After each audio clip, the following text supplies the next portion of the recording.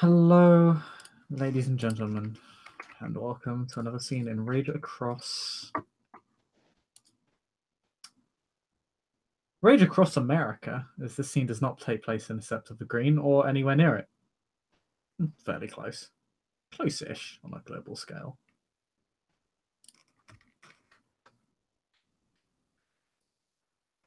Jacob has been given a call.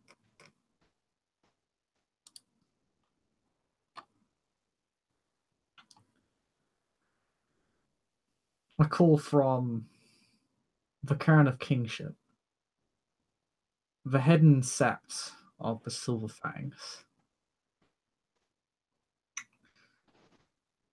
where the Gaian king rests on his throne. His Majesty Gerard Morningkill, first of his name. And it is there that he has been informed. Rather, it is from there that he was informed that his cousin, little Robin Clay, had undergone her first change and was captured by the grotesque organization known as Pentax, an entity Jacob has been trying to gain information on for quite some time now.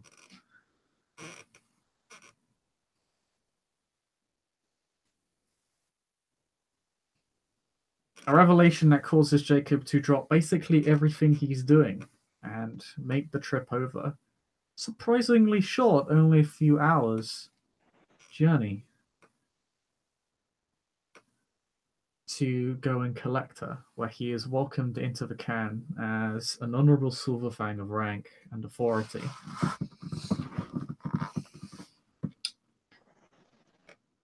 Where Robin is being tended to by kinfolk of the Caern and Jacob's tribe.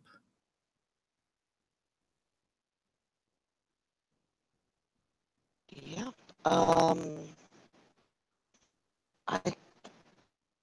Last time Robin was left at basically at the breakfast table, which he did great honor because she was very hungry.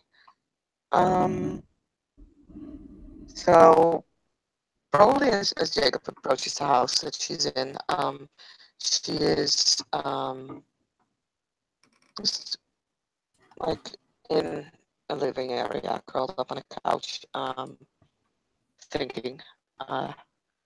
Still looks kind of pale because there have been some shit has happened, and she seems to be very much in thought.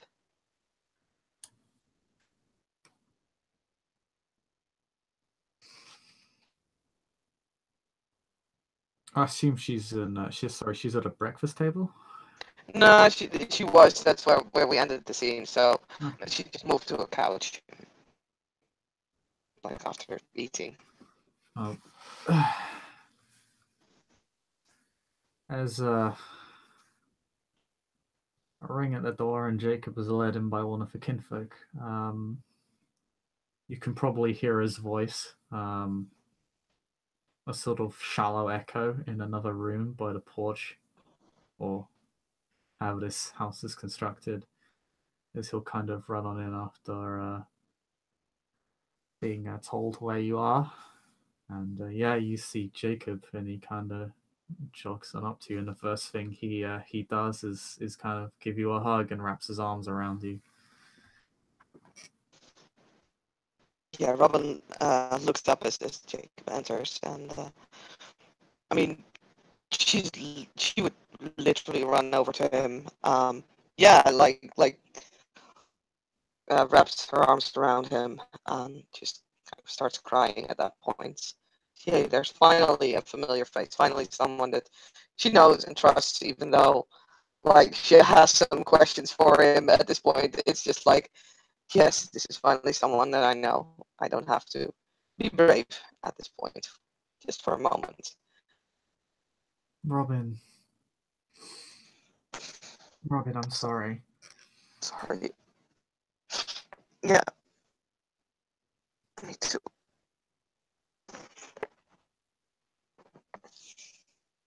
I'm so glad you're here, Jake.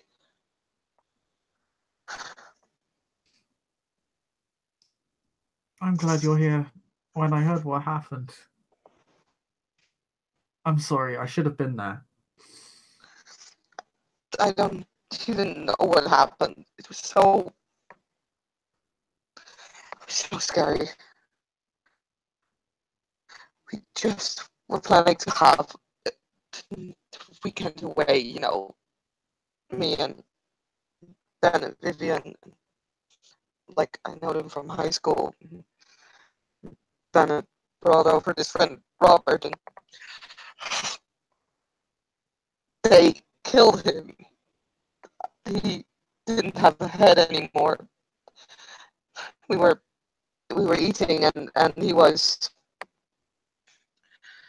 went outside to get something. I don't even know what anymore. And he stayed away so long, and then Ben went after him, and then he didn't come back either. And then Viv, like Vivian, and I, and we also went after.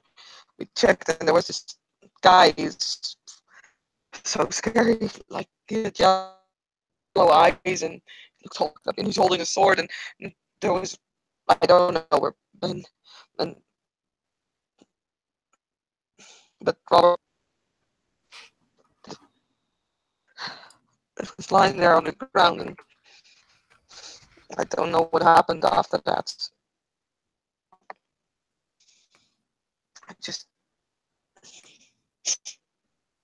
I woke up in some sort of I don't know, it was a place, a cell.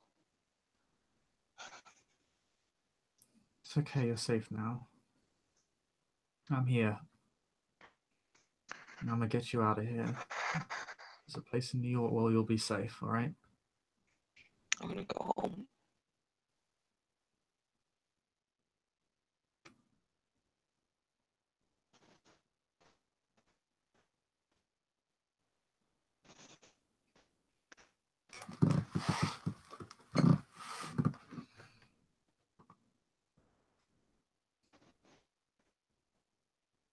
I can't take you home. You won't be safe, El.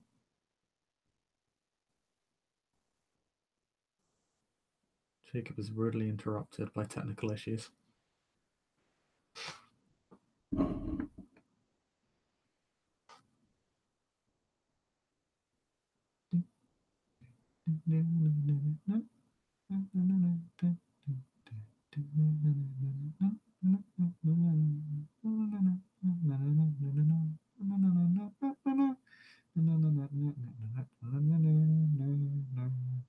I could not be more off key, even if I tried.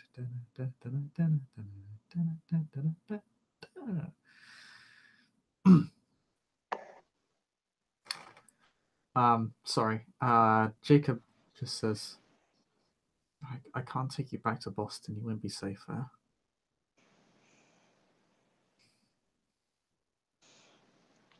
They told me a little about. They told me a little about what's going on, what's happening. Something werewolves. You're a werewolf. That's the long and short of it, yeah. I am too.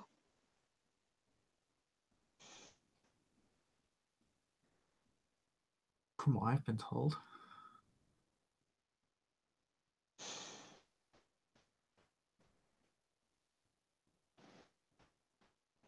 You certainly smell like one, I can tell you that. Hmm? You certainly smell like one, I can tell you that. I um James, he was one of the people who got me out. He was here. He was called away. This I don't know, some sort of king thing. Um, You met the High King. I don't know. Yeah, I mean, he that James was called away because the king wanted to see him. Um, Yeah, it's and there was this guy when they got me out of that place. Was well, I mean, guy. He was very beautiful. And he looked like someone, at least with like a lot of money. He was referred to as king, but I mean, I don't know.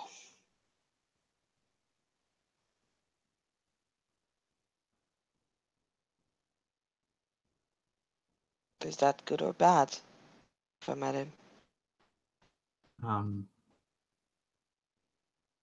I'm surprised. I mean, most people don't get to meet the High King at all. I knew him before he was the king. He was the truth catcher for the place I'll be taking you to. It's a long story. I'll explain all of it on the way. I I could tell you what this place is, but only members of my tribe even know this place exists and know how to get here. Um, you're not of my tribe, at least not yet, so you'll forget this place even exists when you leave the general area. tribe. I Uh, guess. like different cultures, I guess you could consider them like a combination of culture, political party, and country.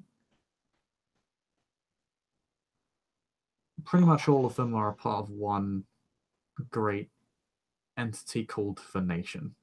I mean, that's what we call it, the Garu Nation. Yeah. They said that they call themselves Garu. Yeah, it's um, it's a it's a it's a high tongue word for what we are. You can probably understand it. Something that kind of comes very naturally. Okay. Mm,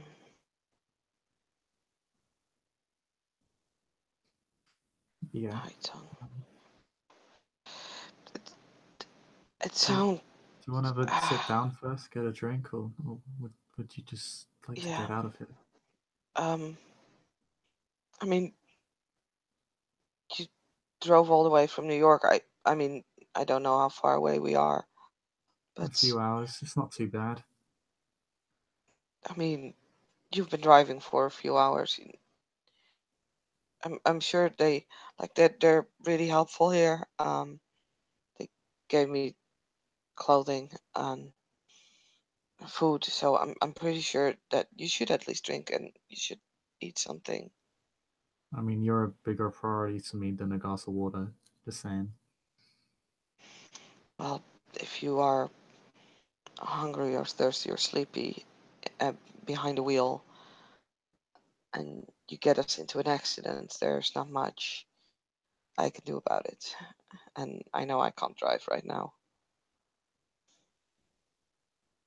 Appealing to my sense of responsibility, I see. I mean, I'm not wrong, am I? He like smirks and like eyes you. Just like, are you? Hmm. I mean, there's a small hint of a smile there. He'll probably just grab like probably a soft fizzy drink like on the desk next, like on the little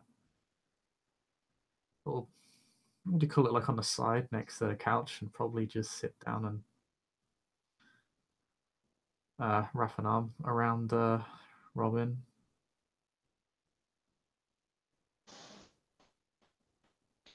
Yeah, like she'll lean against him, she'll curl up against him.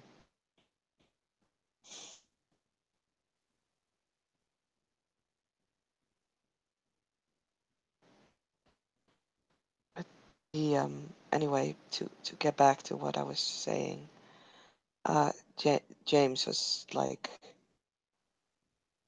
one of the people that got me out. He was told by this, well, king apparently to take care of me.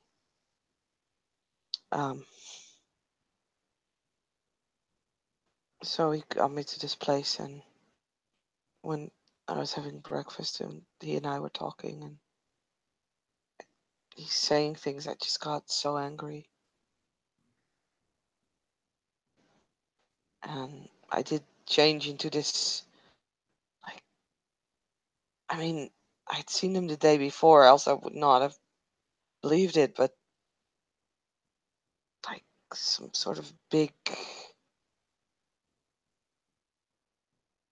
thing with claws and hairs everywhere. I mean, just.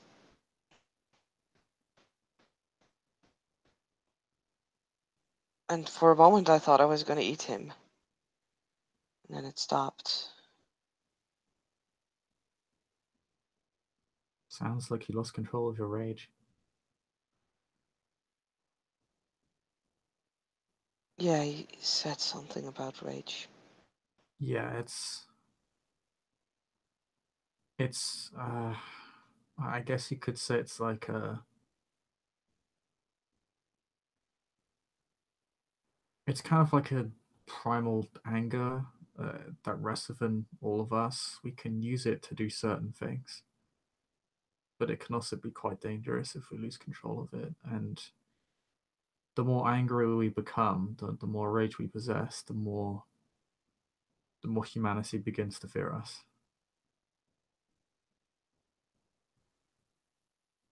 It's I a mean, double-edged sword.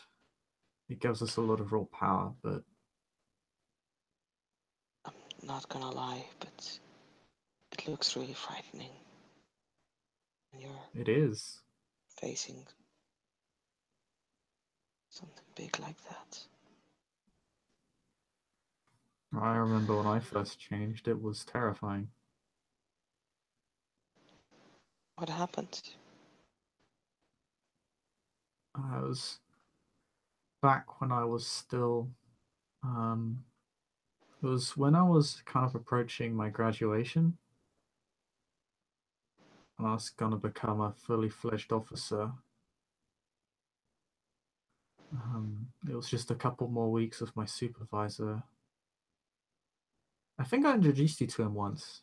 Jacob probably would have. He Mm-hmm. was kind of a sort of hard ass.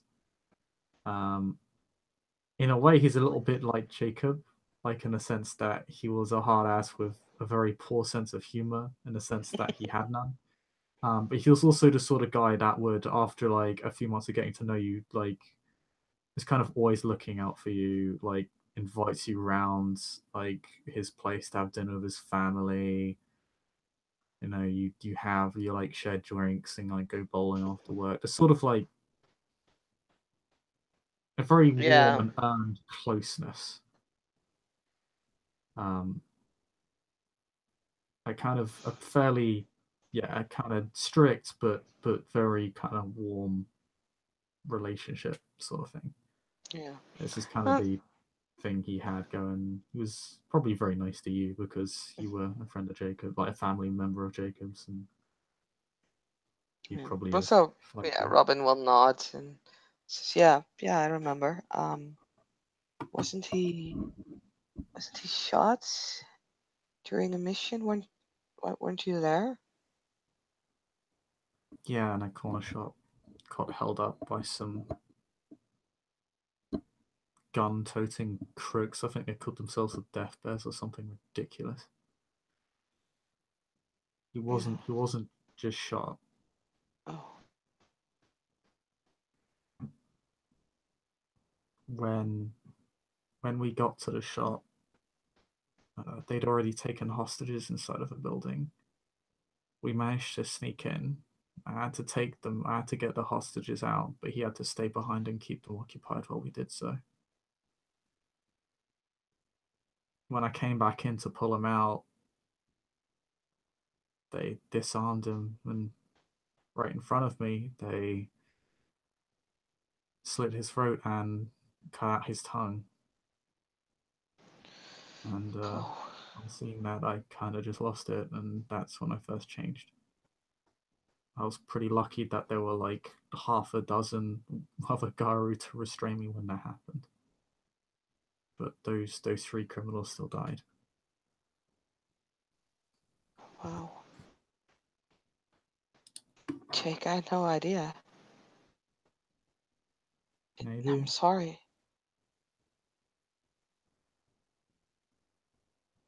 I've I've more than grieved. I'm done past it. What I, happened was horrible and should never have happened, but it did, and that's just something I have to accept. yeah. I don't Um, even know what happened to my friends. I mean, I saw Robert, but not. I don't know what happened with Ben or Viv.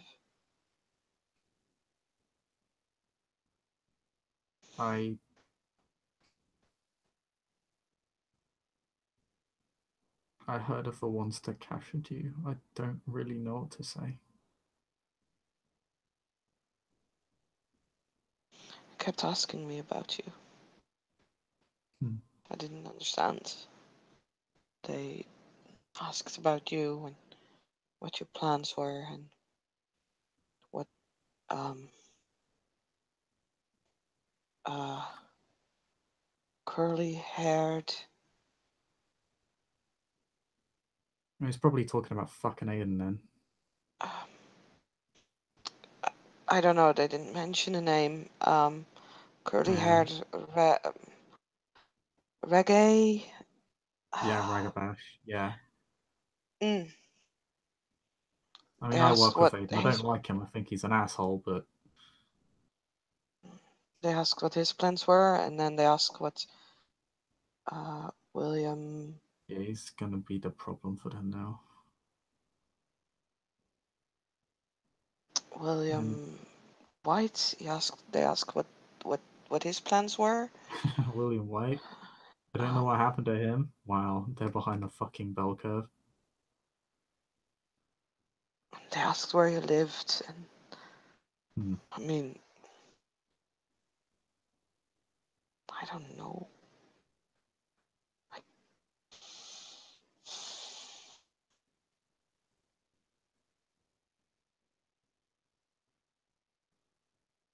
Alright, thanks for telling me. I'll get a handle on that. Yeah, I'm not sure if anyone told you who captured you. They told me. They said it was Pentex. Picture the most villainous sort of.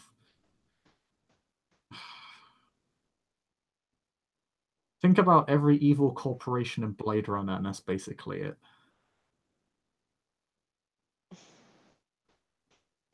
wow. Okay. They're a bunch of evil psychopaths that want to corrupt and destroy the world for their own ends and gain. You're fighting them. Not just them, they're just servants of a larger entity, but they're probably one of its most powerful assets, if not its most dangerous, at least in my opinion. I'm kind of a problem for them because I'm one of the few Gara that actually has connections to human society. A lot of us don't, just because the rage scares people away. It just becomes too hard to maintain that connection for long. I see. I kept at it, and as a member of the police force, they're more used to cops working for them than the other way around. So Aiden's a bit more straightforward. They're probably talking about him because uh, he's one of the military leaders on where I'm taking you right now. So they probably want him gone because of that. To his credit, he has done a fair share of damage to them.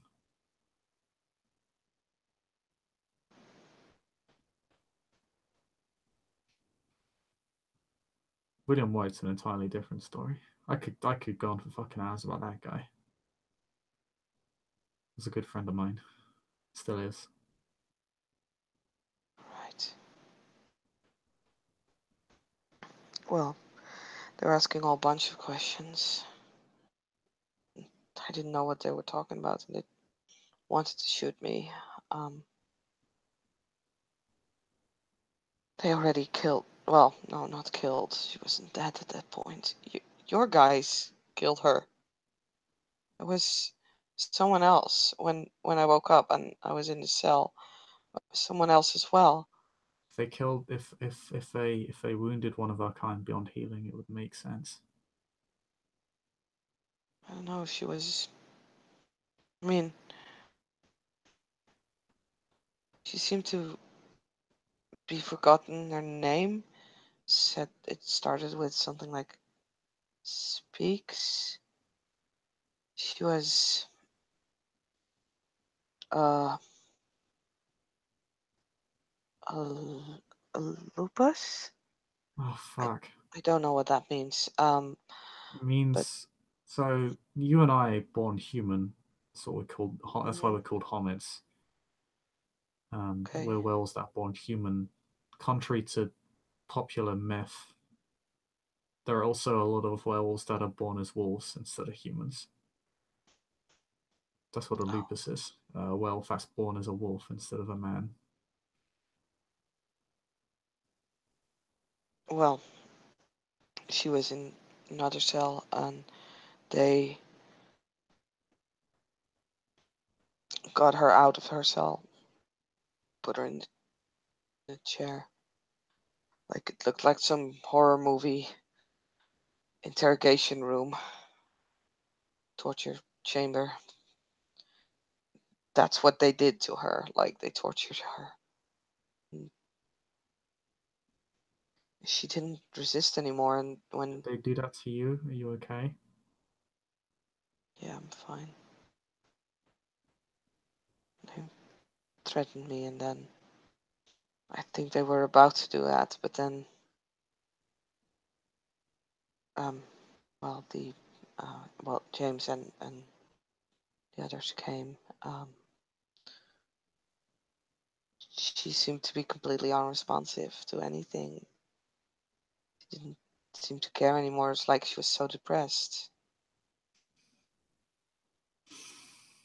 Jacob does actually take a fairly deep breath at that. And then one of your guys just killed her.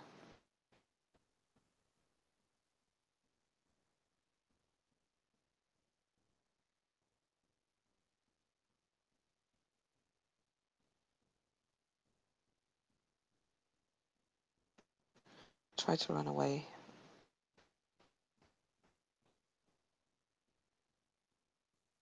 Couldn't get the door open. Not here when they got me out.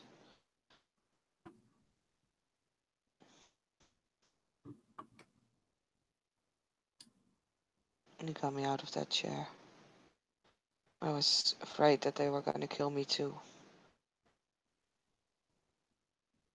I mean, James was there and he told me that they wouldn't, but I ran anyway. That makes sense. I kind of considered running when I first met another Garu. Kind of standing there as if they know everything and you kind of don't really know anything at all about what's happening. Yeah.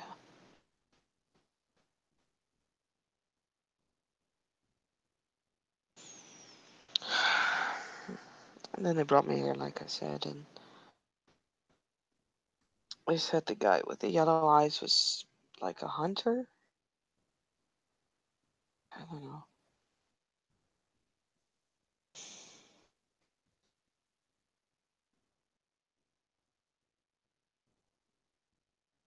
Everybody kept asking my name. It was just. I mean, it makes sense, right? But at that point, it just felt so pointless.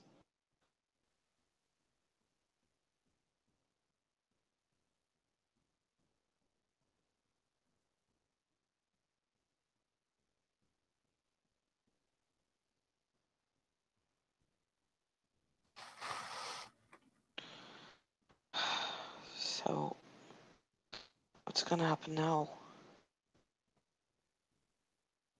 Well, officially, you're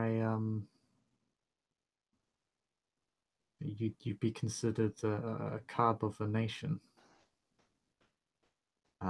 which basically means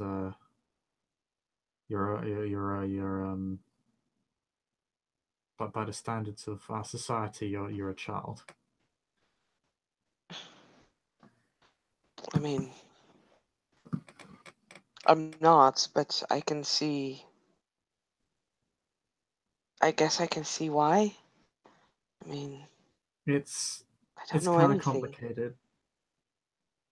I mean, pretty much all of us have changed fairly late. Like most times, Garu change in puberty, like when they're like 13, 14.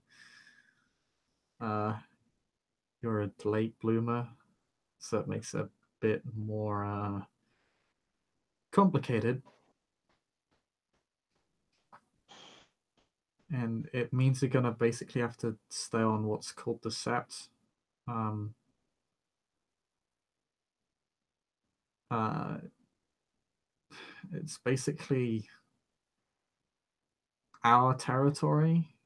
A Sept is an area that we can call our own, um, and that we use to protect a place called a Cairn, um, which is kind of like the Earth's soul or a piece of it, which is why we can never allow it to fall. Because if that happens, it means a piece of the Earth dies, and I can't really tell you how bad that would be, particularly given that I mean you already have a lot of questions. It would just make it more complicated right now. Just know that that's a really bad thing, and that the consequences of it are really obvious and really fucking bad. Um, it will make more sense when other stuff gets explained to you. Okay. Um, but yeah, you're a cub, which because you're new to all this, uh, and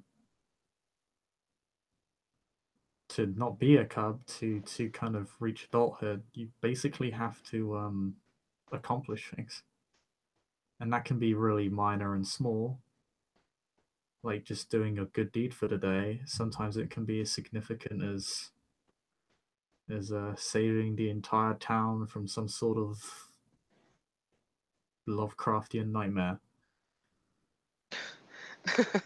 I'll take the small minor things, but It's I a good mean, starting point. I don't I'm think I'm fairly ready used to the for them. nightmares at this point. It's kind of like a bi-weekly thing for me. I am not. I think this was nightmare enough. I don't need another nightmare for a couple of months. I mean, I kind of when I went to collect you, I kind of had to drop what I was doing. We're kind of the rest of us over in New York are facing down some of those right now, but they got it. If I didn't trust them to handle it, then I'd have arranged for something a little bit different.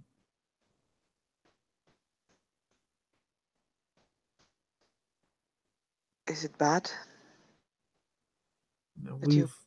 we've managed to head off most of the damage, so now we got it handled. We're more or less just running down the enemy at this point. I guess I should bring that up. Yoragaru, we're considered the defenders of Gaia, of the world, and its soul and its spirit. You kind of wind up fighting at some point. It is our life. Fighting. They said Right. you were a Galliard, so you're not going to be as fighting as much as some of us. Um, so basically, a Galliard is what's called an auspice. Basically, it's kind of determines what you're going to be doing in society. It's a bit like a caste system. Okay, you know that is not a good way to say it. I know. Um, I never said I approved of it. All of this goes like back way before I was born. Hell, it goes back thousands of freaking years and I haven't changed a damn thing. But I'm not gonna go there.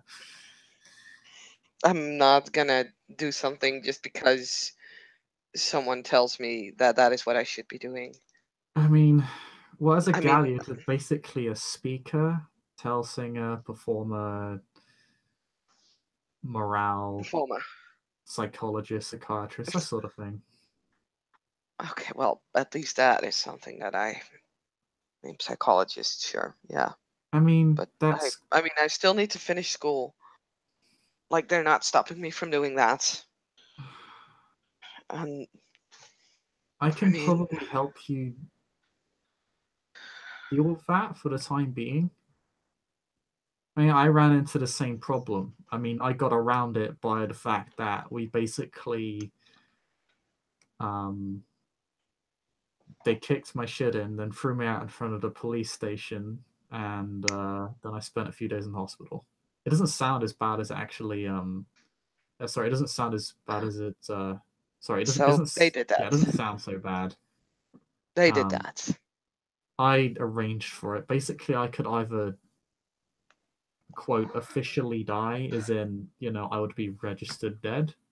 I would still be alive, of course, but I'd be registered as deceased, but legally. Um, or it would look as if I were kidnapped. And they threw me out when they learned I was a cop because obviously cops don't like it when cops are kidnapped and are going to burn every resource to track that person down and absolutely break the shit out of the people who did it. Oh, I don't even. I I mean, mean, yours is a bit simpler. We don't have to pretend like you were kidnapped or anything, even though that's literally the truth in this circumstance. I mean, You can just what you, day? you can just take like a leave of absence for a while. What day is it? It's it's Friday right now.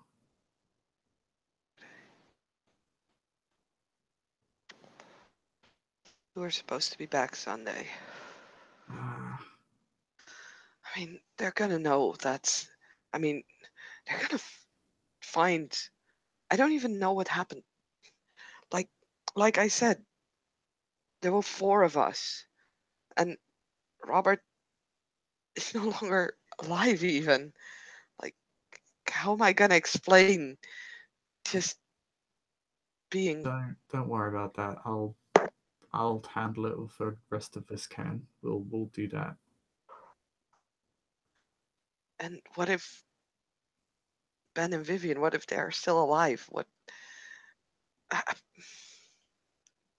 If they are, we'll find them and help them. I want to help. Please. You can't help in your current state. Like I tried doing the same thing. It doesn't it doesn't go the way we think it does. Not for the first few times. That's kind of why you're a cub, so you can learn to do that.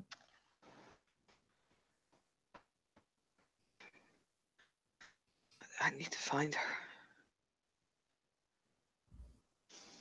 And I'll help you, and I'll work on it.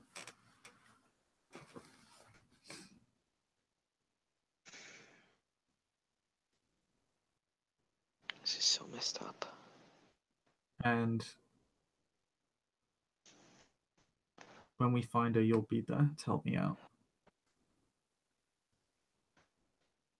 Okay? Okay, yeah. Yeah, sure.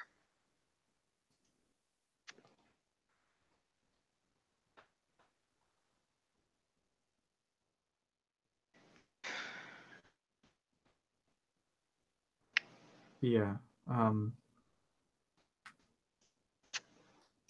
Uni should be okay. You've missed a few days which you've never done before, but you can work. Like we can get that sorted. That should be fairly easy to sort out. I mean, I was supposed to be gone a few days, but my parents, like, they expect me home. Your parents are almost certainly kin, at least one of them. Kinfolk are people who carry the wolf gene but never changed. Which is most of us, to be honest. They aren't actually, they don't react to rage like normal humans do. They're immune to it. And when humans see us in our Krynos form, when we turn into a big bag werewolf, we call it like the Krynos form or one of the war forms. There's two of them. Something called the delirium affects humans. They basically, humans react in different ways to us, but the long and short of it is that almost no humans actually remember that we were even there. They kind of, a sort of primal fear overtakes them. Drives Okay. humans briefly mad, and then they have amnesia after the fact. They just flee the scene and forget about us. I Panic, mean, mass that hysteria. explains, I guess, why there's so many stories, but no one has actually seen. I mean, I didn't I know mean, there there are was. some humans who can remember us. They're very rare. Um, to be honest, if a human's not affected, if someone looks like a human and isn't affected by your rage, but either a kinfolk or there's something else, and that can be very bad and dangerous. Something else, Uh, it's long and complicated. like Waves, the scary mages, guy with the yellow eyes. other werewolves, Hmm. other things, darker things, the things that we fight.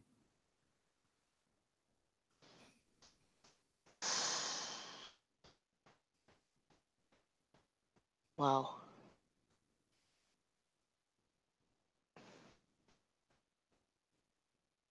I don't know the world anymore. I'm sorry I'm doing such a bad job of explaining it to you. I guess No, no, it's not. I mean, it's just there's just so much. I I'm trying to understand what you're saying, and I'm trying to place it in like the world that I know, and I realize that it's just been kind of turned upside down. you kind of live in free worlds now.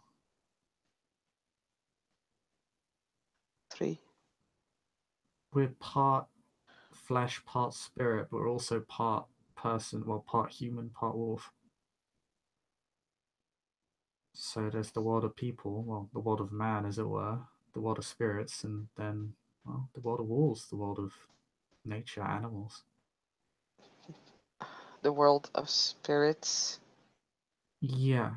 Um, we have something other than rage that connects us to Gaia. It's called Gnosis. It's basically, whereas rages are sort of almost kind of primal, lower self, I guess you could say. Like a source of power, but it's still just anger.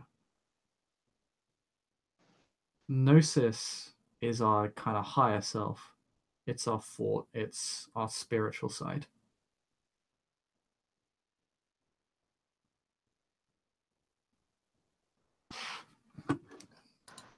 Right. We can use it to travel into a place called the Umbra. It's basically, it resembles the real world. It's basically a mirror dimension. It's where everything has a spirit attached to it. For example, your phone has a spirit attached to it. That table, this couch, probably your shoes and your costume. At least there's a spirit associated with it.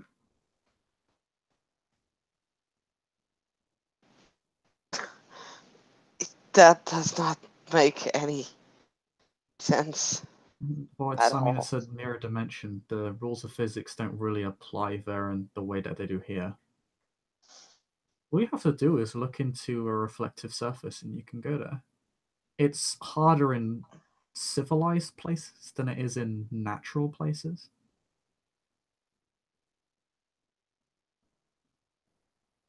I mean, if you But just need to if look into a mirror, then how come no one ever knows of it?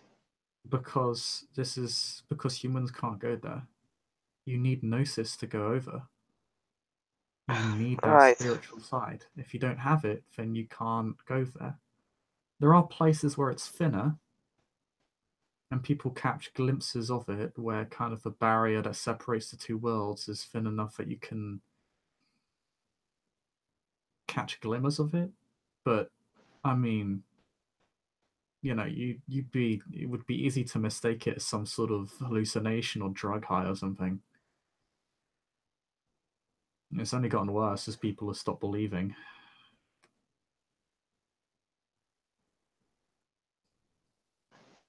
I mean, we're in a Cairn, we're in a Sept. It's pretty easy to do here. You probably don't have a lot of gnosis because you just changed. Homids don't have a lot of gnosis. It's something that comes much more naturally to lupus and Metis. I guess I should explain all of this from the ground up. So you have your breed, you have your auspice, you have your tribe. Breeds are Homid, Lupus, the two I've already explained. Then there's Metis. Metis are the result of two Garu breeding together. Um, it is expressly forbidden in our laws. As a result, Metis tend to get a lot of discrimination. It's whole sins of the father shtick. I don't appreciate it. I think it's dumb. Metis are also sterile. They can never have children. It's just something, for some reason, whenever a Metis is born, they cannot reproduce for some reason. I don't know if it's supernatural or scientific. Most people view it as some sort of punishment or curse. Right. And makes sense. The law that forbids it is literally a spiritual promise to a very powerful spirit. So, but yeah, that's what Metis are. And Metis and Lupus tend to have more gnosis than us in general. Um, but yeah, it's yeah, like Homid, Lupus, Metis. It's basically how were you born? Were you born a werewolf, a human, or a wolf? Okay, so I am a Homid. You're a Homid. Yeah. We make up the vast majority of the nation, which tends to rub Lupus the wrong way. The scales used to be a lot more even a few centuries ago, but then obviously as humanity expanded and modernized, a lot of Lupus are on the verge of extinction. Some of them are pretty desperate. It's gotten to the point where a lot of them view humanity as the enemy. I don't necessarily agree with that, but I can't necessarily blame them either when some of them are literally dying out. Like, I mean, kind of rational in a way. Mhm. I see. Then you got auspices, which, as I said before, kind of like a caste system, sort of determines your role in many ways. It's not wholly definitive, but it is something important that you're expected to fulfill to some degree or another. So you got Okay. Start with the Ragabashes. They're the calmest among us. They're able to move the most easily among humanity. They're the least rage of us, basically, and they're the ones who they're comedians. They're jokesters, tricksters. They also operate as spies and assassins. Well, that doesn't really sound very calm. They're the sneaky thieves. But as a result, they're also the playful pranksters. They're the ones that are given the most leeway to question the authority. Pretty much their job to do so. They're the ones that invoke change the most. Okay. Then you got Fierges. Have a bit more rage than Ragabashes, but aren't much more so. And they are priests, magicians, spiritual negotiators. When it comes to dealing with spirits and getting spirits to do things and managing effectively our religious culture, which is the sort of reverence and diplomacy between spirits, they're the people you go to. Whether it comes to crafting items of spiritual power or convincing a spirit to do something on our behalf, they do that, and they hold a lot of spiritual secrets. They sound like, I don't know, shamans? Yeah, shamans, priests, prophets, keepers of secrets. Right. Making sure you're a good God-fearing Garu. It's not actually like that. To an extent it is, but it's not the same. One moment. Yeah. Robin, stop fiddling with your Coke can. It's making a lot of noise. I know. I was trying to get my my wire in my headset because the battery was dying out. You'll make a great glass walker one day. No, because then I would have made no noise and it would have been in without you realizing it. Truth. You're the red Talionist. Talionist. But yeah, that's kind of what Fierges are. They're also spiritual healers. Okay. They're looking, if there's anyone of a long-term solution as to the state of the world and its damaged state, along with them and Milespice, though, they're likely to have it, or they're going to be the ones trying for it. That's kind of their job. They're trying to spiritually heal the world. As you can see, this is a bit more complex than a caste system because the roles are quite broad and they fit a lot of different categories and there's a bit of overlap. Then you've got Milespice. It's the third one. We're kind of a balance of rage. A lot of people are scared of us, but not everyone. Which means we can use that rage for a lot of things. And that does scare some people. But it also means we have a fair degree of power, raw power backing us. Almost like a jack of all trades. Balance. All auspices are defined by what moon you were born under. So Ragabashes were born under a new moon, Fierges were born under a crescent moon, and Philodoxes are born under a half moon. I'm literally an interpreter and enforcer of the law. I enforce a set of laws called the Litany, which are a set of extremely old, fairly broad, and frustratingly contradictory, depending on what sept you go to, set of laws. So, you're a werewolf cop. I'm literally a wolf cop. I Wow. enforce the law, I adjudicate, I mediate. I'm not just an enforcer and interpreter of the law, I'm also a legislator. I probably am the person with the most leeway when it comes to making new laws. Now, you don't add new laws in the sense that you do not add laws to the litany. The litany is an international thing. It is something agreed on by all tribes and a sacred promise made to a very powerful spirit, literally called Luna. She is the spirit of the moon. It is actually one of the reasons we have auspices. It is all tied to this one big thing, this one big agreement. It gives us a great deal of power, but as you can see, it comes with certain obligations. And yeah, I can craft new laws. I can't make them part of a litany. That would require a lot of people to work together. But I can, like, within a sept that I would have authority, and I could in theory make new laws. In fact, I have. I'll talk to you about it later. It's something I'm pretty proud of. But yeah, I enforce the law. I mediate disputes between other Garu and kinfolk.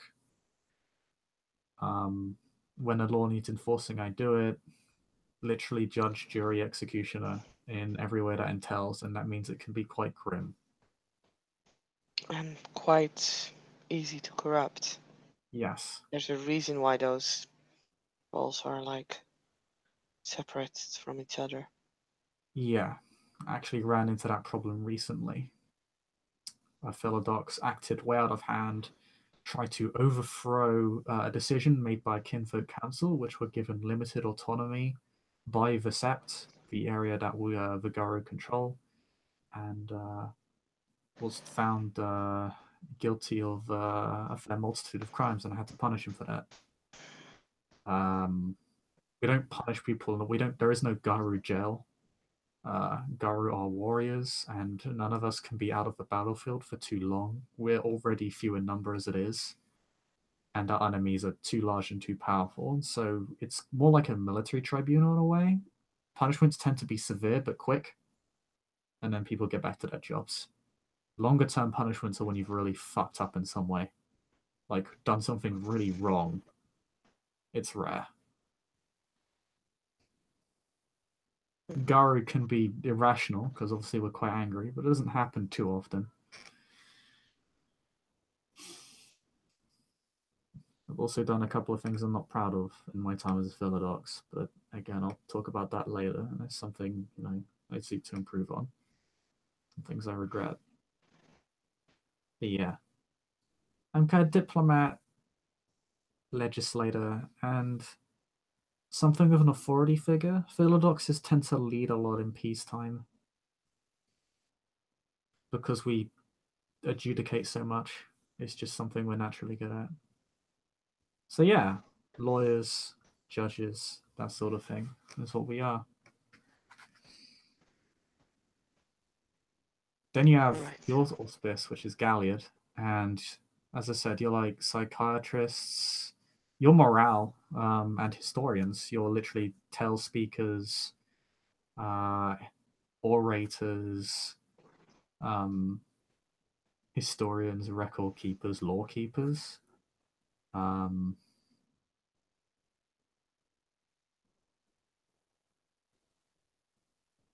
And yeah, that sort of thing. Really, it's all about collecting and talking of stories. Teach people lessons through that.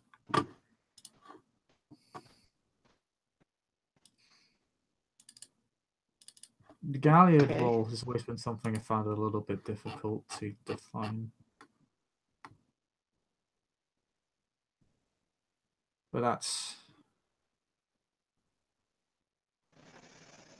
I see. Yeah, it's kind of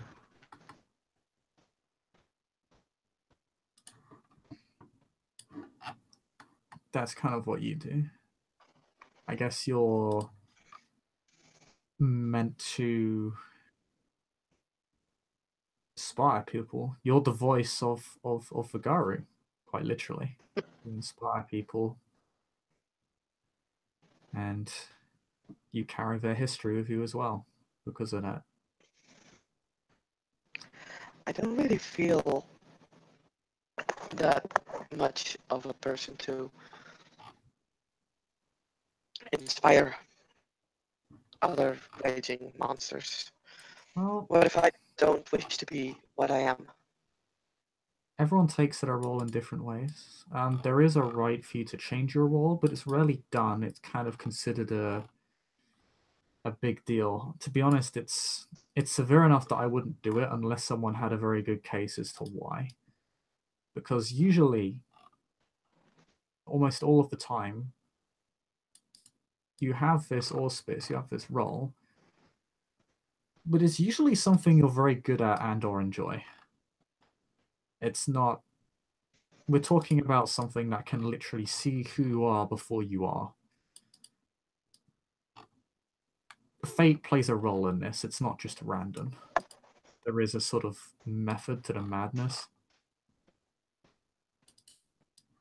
Something easier for Theurges to see than a Philodox could see, but even I can notice it to some extent. I would say give it a shot before changing. Changing's a really big deal. It's not easy to do either. It's dangerous. There, as I said, there's a get out clause to it, but you don't want to just run headfirst into it. I have the feeling a lot of things involved with all of this. Yeah, I It's gonna mean, be dangerous. if you really feel that this is a role that you cannot do, cannot handle, or feel that you would be so much better suited to another role, come talk to me. I know how to do it. Okay. But give it a shot first. Give it time. That's my advice to you. Then there's but yeah, I guess that's a Galliard. Then there's well, there's the final auspice, which is the Arun, the most rage-filled out of all of us. You have quite a lot of rage as a Galliard. But the Aruns have the most, and there's a reason for that. It's because Aruns are warriors. That's it. They're generals, warriors, strategists. That's what they are. They're living weapons. We're all kind of big furry tanks to some extent or another, but Aruns are the tankiest. Aruns are expected. We're all warriors to some extent. You can imagine how hard it would be to be a warrior among an entire civilization of warriors. They're expected to be the fastest, strongest, and wiliest in combat. Also means they're throwing themselves on the front line a lot.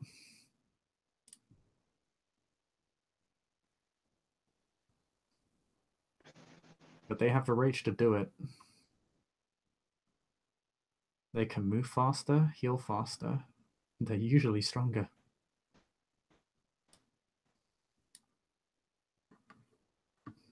But that's all the auspices.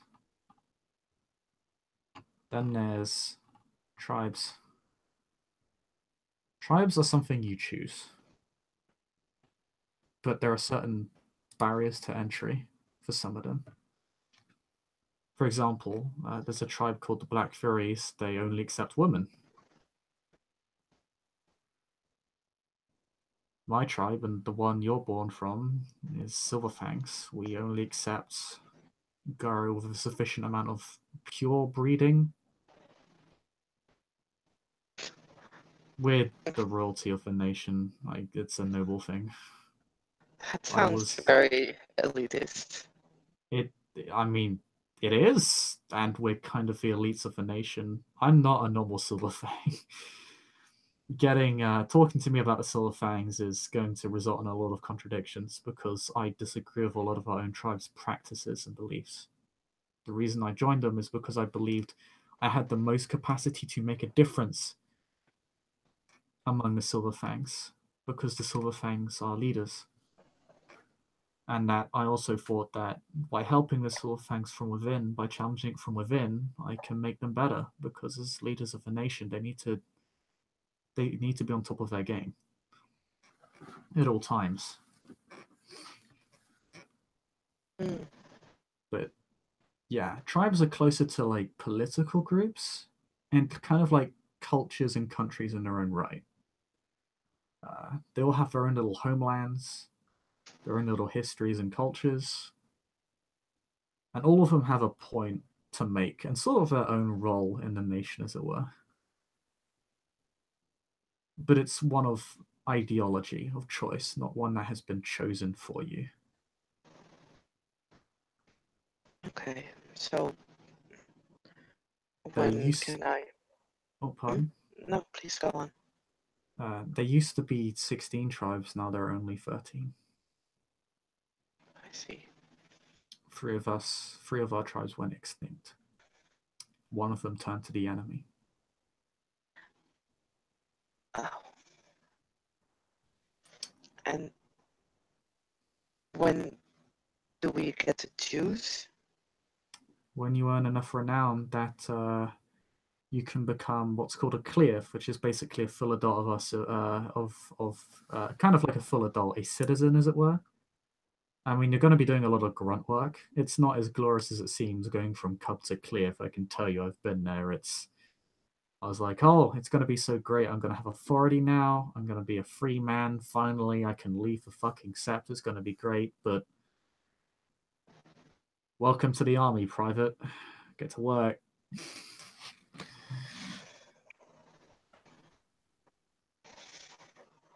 It's not so bad. It's you get a lot more autonomy as a cleave, but you don't have a lot of authority. It's kind of you go from a child to a full-blown citizen of your state. You know, think of it like this: you go from a child to a citizen, but a citizen doesn't necessarily have authority. That takes a greater amount of time and prestige. Okay, so. And that's when you can join a tribe, when you have enough renown that you can become a cleave, and normally a tribe will put you through something called a rite of passage. It's like a little test to see if you're worthy of joining a tribe, whether you have the kind of correct temperament and ideology and the correct skill set. Literally end of term exams. But okay, so much more dangerous. Okay, so final test dangerous. What's this renown you're talking about? Renown. Renown is it's basically the three main virtues of a Garu, and the spirits recognize how much renown you have. It's not some great structured linear system, like it's not some mathematical thing. But basically, for accomplishing deeds, you'll gather renown according to the virtues of glory, honor, and wisdom. And depending on your auspice, you may require more or less of it to gain authority, gain rank.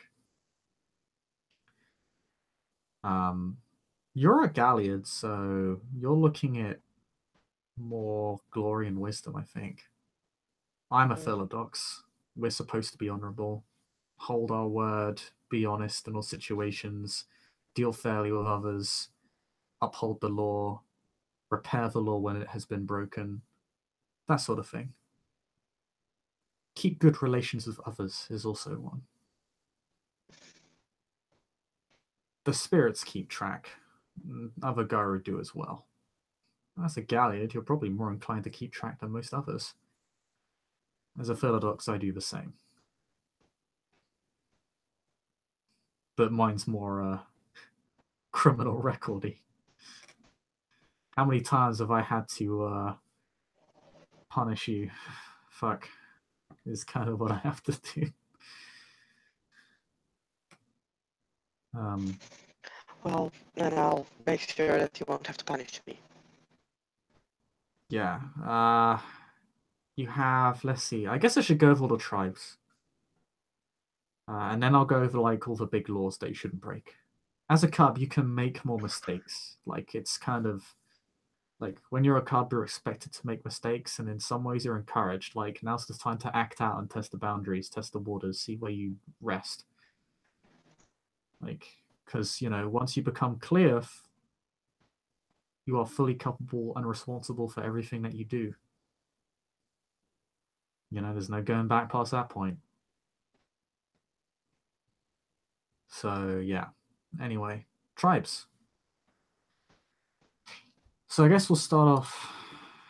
Let's see. Let's just do it alphabetically. There's no real order to us. We're pretty angry, disorganized creatures. So yeah, you have the Black Furies. My former alpha of my pack used to be a Black Fury. She was an absolutely wonderful person. She was gallied as well. And a pack is like a group of friends, right? Yeah, kind of like a group of friends. It's different packs view packs differently, but it's kind of like the family you choose in a way. Yeah, circle of close friends. I mean, I love Okay. my pack dearly. Yeah, there's Some of little them I've pets that lost, some of them have moved on, and some of us have stayed. I'm actually only in a pack of 2 right now. It's just me and a guy called Simon. My old alpha, she reached a point in her life when she just needed to move on, and so she moved on. But still care about her a great deal. Her name was Chloe, and her deed name, which is literally as it sounds, sometimes you get titles, names for your deeds. As a Galliard, you'll be expected to do that a lot. That's kind of your thing.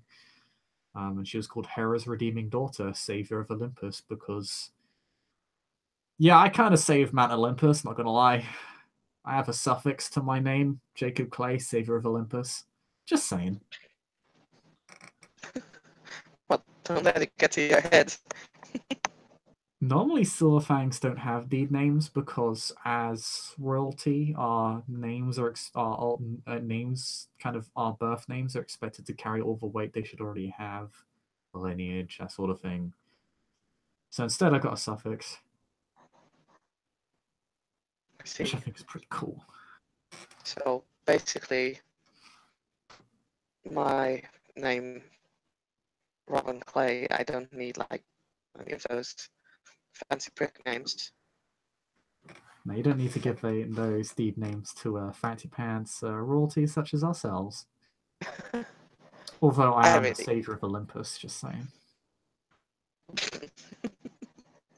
You who hath accrued great favor among the gods of Greece. well, if I'm ever in Greece for whatever reason, I'll make sure to say that I'm family. That's that may work out better for you than you'd expect. Right. It's weird, but it's very funny. I guess. But yeah, you have the tribes, you have the Black Furies. So yeah, my old alpha. I care a lot about the Black Furies. I think they're good people. Every tribe has like a stereotype attached to them, and I guess the Black Furies are kind of feminists, and some of them are like considered man haters, but that's really a bunch of bullshit. Like everyone likes to slander, every tribe likes to slander the other. It's pretty ridiculous. But the Black Furies, from what I've been told, from my alpha told me, they tend to look after the wild places in the world. That's kind of their role. They look after the sort of secret natural places that nobody else could find. Um, they look after a great spiritual entity, part of like a triad, like a triangular kind of basically 3 spirits that represent concepts that are basically everywhere, omnipresent, and almost omnipotent in their given concept. One's called the Wild, one's called the Weaver, and one's called the Worm. We kill the Worm; it's gone out of control. That's our enemy. Right. But the Wild is something that the Black Furies look after. They look after the wild places, and they also fight for women's rights. But I think their initial role was looking after the wild places. I'm not going to say either way because I don't have enough knowledge of the Black Furies. It's just what I've been told from someone I was very close to who gave me some of the more private information to me because she trusted me. And every tribe has a spirit totem, and their totem is Pegasus. But yeah, the Black Furies, they look after the wild places. Okay. They're mystics of the wild. keep those places safe and emphasize sisterhood, family, tradition as a result. That's sort of their culture in a nutshell.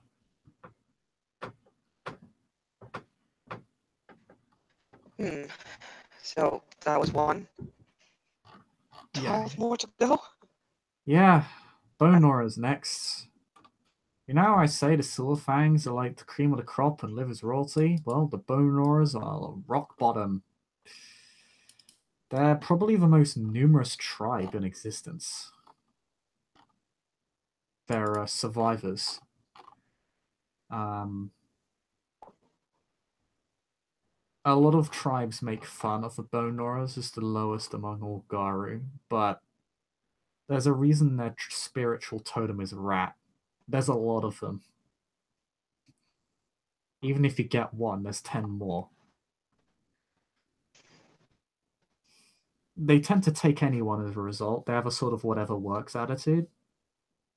And they're one of the 2 urban tribes. A lot of Garu, a lot of our kind tend to veer away from civilization because we don't get on that well with humans. And the simple fact is that one of the aspects of the trip, the Weaver, is very strong where human civilization is. And the Weaver is not exactly our friend. It's not always our enemy. It sometimes has been. It's attacked me on several occasions. And I am not exactly some sort of guy, prejudiced hater of the Weaver. Okay. But the Bone Noras tend to live in cities more than other tribes. Usually in the more downtrodden areas, if you're to take stereotypes. In fact, the Sept we're going to be going to in New York is a Bone Nora Sept. They don't have many Septs because they don't have that much authority. Again, they're kind of the bottom of the totem pole. They're kept at a distance. They're almost like the rabble among the holy warriors. It's strange. So why are we going there then? Because despite what some may say about the Bone Noras, the Bone Noras are numerous. They're extremely diverse. You will have the dropouts among them, and that is where a lot of their stereotypes come from. You know, the sort of their failures, their dropouts, they're the washouts, they're the ones that couldn't get into any other tribe. And for the failures among them, that's true. But then you have the absolute geniuses that have completely turned the tables and have utilized this enormous tribe to enormous benefit to everyone else. And that is the person that runs the Sept we're going to. And her name is Mother Larissa. She's a Theurge. She's a very powerful Theurge. And she's one of the few Garu that's very old. A lot of us don't stick around for as old as she's gotten. She's survived a lot of things. Okay. So she's like a super priest or something then? Yeah, kind of. She's, I'll go over ranks a bit later, but yeah. Bone Noras are basically kind of survivalist pragmatists, but in an urban sense. But they're also communal. They take on anyone. You know? If there was no tribe that was willing to take you, the Bone Noras would still take you. That doesn't mean for a lot of people it's a sort of last choice, but it also means to actually give a damn enough to actually take you on, no matter where you come from, no matter who you are. I can see the merit in that. And just because they take on a lot of people doesn't mean they don't value quality, as we can see from Mother Larissa. The Silver Fangs hold them in a lot of disdain. I don't, because I've been on that Sept long enough to realize that that's just another stereotype. I have met the worst of the Bone Noras, and they are probably the most incompetent among all Garu, but they do have some absolute masterminds among them, so don't underestimate them for a second. Then you have, pardon? No, just go on. No, it's okay. If you have something to say, go ahead. I just wanted to comment that they're basically like a hit and miss. Yeah, they're very hit and miss, at least in my experience, and it makes sense. They're the most numerous of Garu. You can have the most diversity. It's part of their culture. they'll take on anyone, which means you get the best and worst of Gyro among them. Makes sense. Yeah, that's the I price you guess. pay for numbers, right? Hmm. Yeah, every tribe has its strengths and weaknesses. No tribe is flawless. Um, but next up is Children of Gaia. Hmm. Children of Gaia, warrior. Well, they got as warriors, but they want nothing other than peace. Their tribal totem is unicorn, and they take it upon themselves to make peace wherever they can. They're a very gentle tribe, and they're quite progressive. A lot of their kinfolk are, well, a lot of the children of Gaia in general, including their kin, tend to be, are very politically active from what I've seen. Um, they're a very progressive tribe. They campaign against the treatment of metis. Um, they're trying to break down the barriers between different tribes and heal the old wounds between them. They're generally very good people and very trustworthy, in my opinion. William White was a child of Gaia. A little bit unconventional. He was a sort of, in order to make peace, sometimes you have to make war.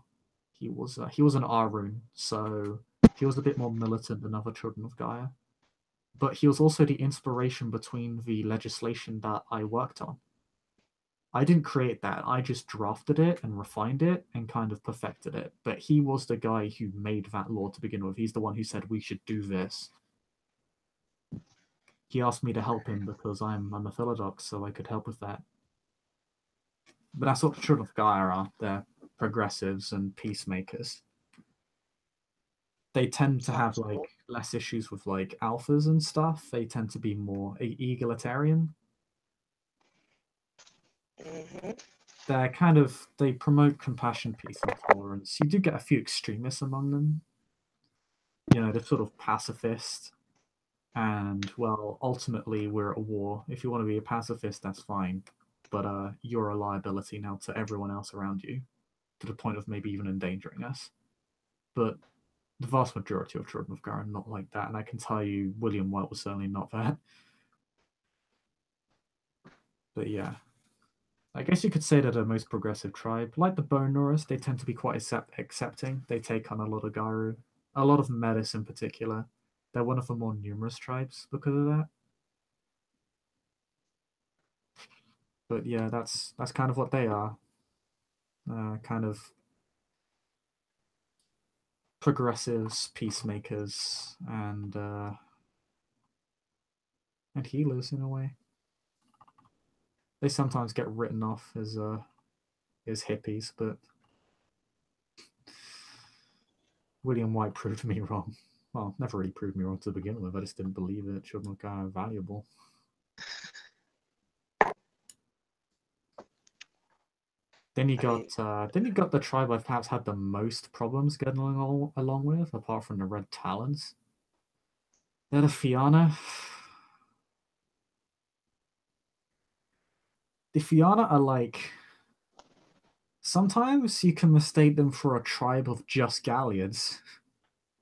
They have their homeland set in like Western Europe, France, Ireland, that sort of thing. Um, Kind of heavy Celtic sort of identity, cultural identity, if you know what I mean. Um, they're kind of like lawkeepers and bards. They're extremely passionate Garu. They kind of live for their passion. They kind of want to.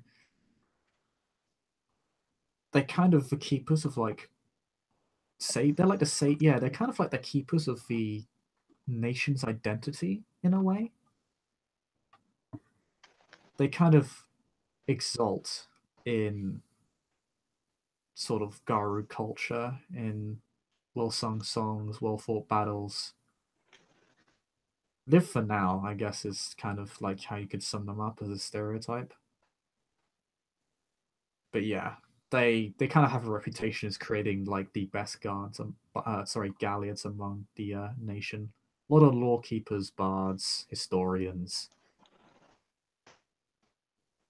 Doesn't mean that's their only thing they do, but that's kind of what they are. And they tend to strong very. They're very passionate, which means they're very passionate about tradition as well and the nation's history because they are historians. But that also means they have a tendency to treat their metis, and I'm going to be blunt, like shit. They discriminate very heavily against metis, and it's a constant issue I've had with them. One of the Fianna metis on Sept actually believes she's worthless because that's how she was indoctrinated to be. It was really fucking bad. It's still fucking bad.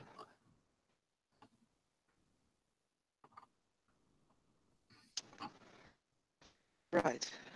And that's their fatal flaw. They're too passionate. They hate metis, but they also make a lot of them. Perhaps that's correlated.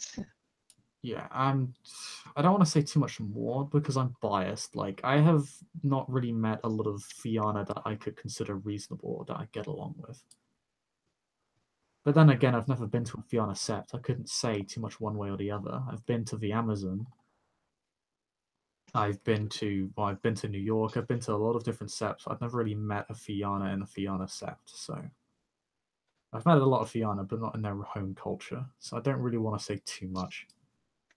But they're It's very fine, I think. extroverted sort of historians and bards and, yeah, sort of law keepers and historians. Keepers of Garu culture, which is makes sense, but as someone very critical of Garu culture, is something that I'm naturally it's a tribe I'm naturally going to butt heads with, I guess. Then you have the Get a Fenrir. You know how I called the Aruns like the warriors of warriors? Mm-hmm. Well, the Fenrir, or the Get a Fenrir, are the warriors of warriors of warriors. Like Right. if you wanna find the strongest Arun in the world, it's either gonna be among the Silver Fangs or the Get a Fenrir. The Fenrir treat themselves like an army. They're a military. They're there to fight a war. They're there to win the war, and that's what they're going to do. Oh yeah, and I've actually talked about the Fianna's tribal totem. It's stag, but the Fenrir is um well, he's literally called Fenrir. That's why they're called the Fenrir or the Get a Fenrir because they're literally his get. From what little I know, Fenrir appears to be an extremely old werewolf from like the beginning of all time. I can't say too much, and I don't really want to say too much because Fenrir is well, if nothing else, Fenrir is extremely powerful and has earned the right to be considered as such. But yeah, the Fenrir put value on strength above all else. They're not social Darwinists. They care very deeply about their family and the people they're associated with. Because, like the Fianna, they realize they could lose them at any moment because we're at war. So, I guess you could consider them in many ways a bit elitist, like the Silver Fangs, because they expect a lot from you. If you're Fenrir, you're expected to be the toughest, the strongest. You're expected to be a damn fine soldier.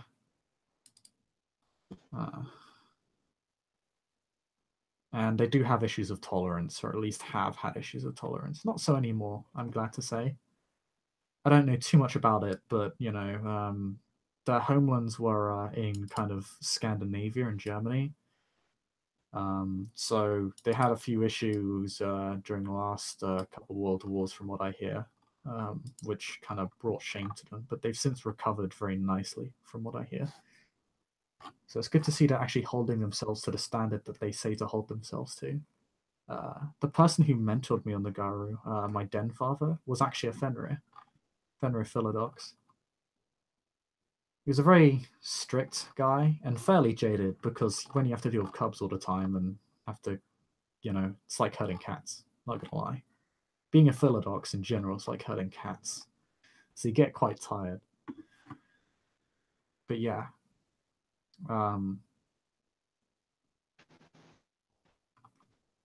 The Fenrir are warriors of warriors of warriors, and are the nation's greatest warriors, if you are to believe them tell it. Like all things, it's not entirely untrue, it's not entirely true. But if you want to be a Fenrir, you're going to have a very bloody rite of passage. They're going to test you. They're going to make sure you're fit for it.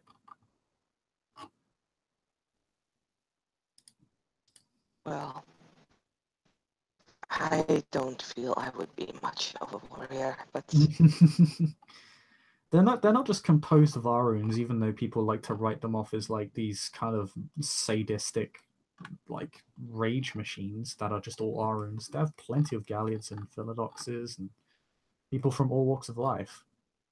It's just, if you want to join them, you need to prove that regardless of where you came from, you're strong. Because they believe that in order to win this war, they must be the strongest. Which makes sense in a way. Like, you're not going to win a war by not holding yourself to a standard. well, yeah, that's true. You could consider them a bit humorless at times. One of my old alphas was an Arun of the Fenrir. Good man. Put his foot in his mouth, which resulted in him not being the alpha anymore. But he was a good man, and he did good. Fenrir tend to speak more with their actions than their words.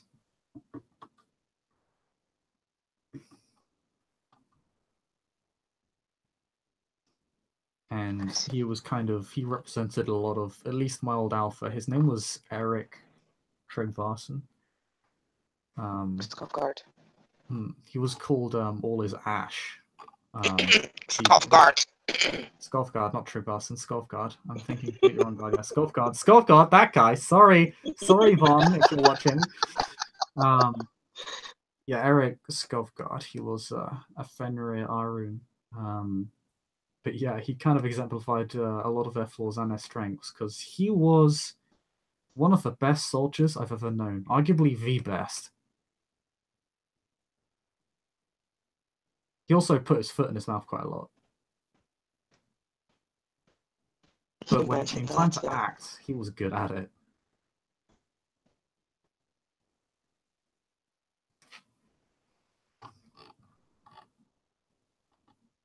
Put me through doing it a couple of times as well. Then you got the Glasswalkers. They're, I guess you could consider like the modern man's tribe. They do a lot with technological spirits and electrical spirits and that sort of thing. They're like they're almost like the Homid tribe in a way, but that's a stereotype. I know they don't have a lot of lupus among them. I don't know why, it does worry me. I remember once someone called them Aura, which is a very insulting term, frankly. It's a slur, so don't call them that. Their tribal totem is actually cockroach, which sounds gross, but it's not. Cockroach is a spirit of adaptation. Right. Glasswalkers adapt. They kept up with humanity, where a lot of tribes already haven't. They're very good at dealing with the Weaver, and most Garu don't do well with the Weaver.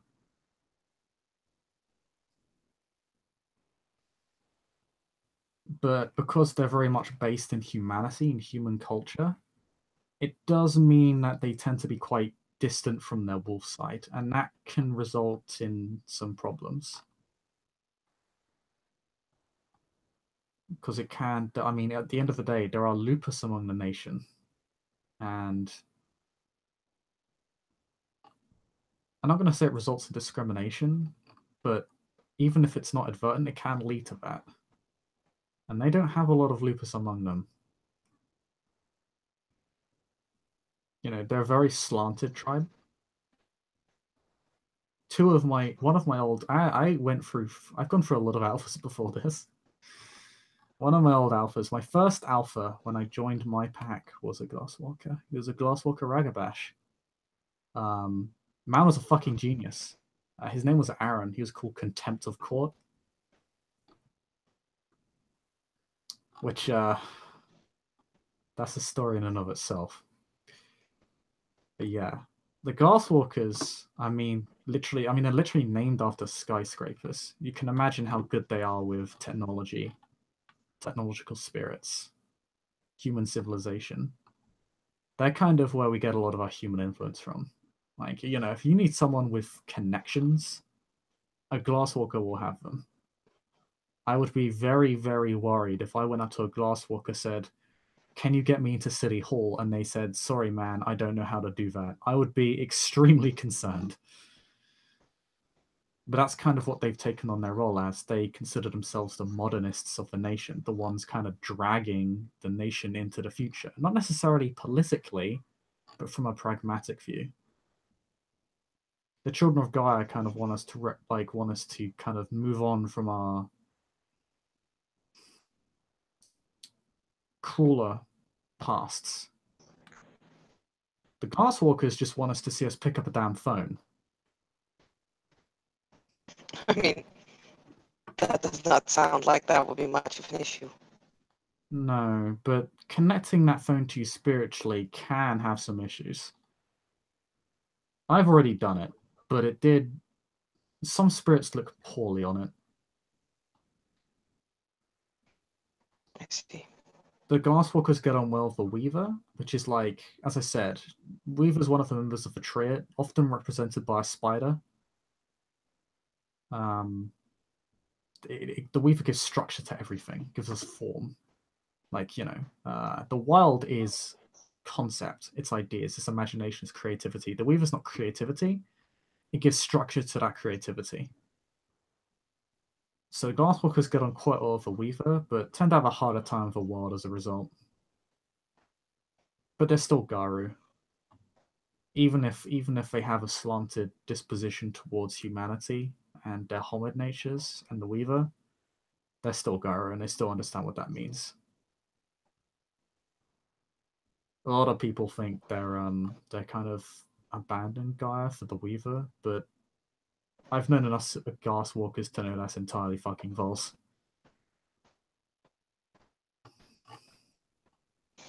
So I guess you see them in cities a lot as well. Yeah, they're the second urban tribe. They kind of live on the upper echelons of society, whereas the Bone Gnawers tend to reside, towards the bottom. Again, it's a bit of a stereotype, but there's a kernel of truth to it.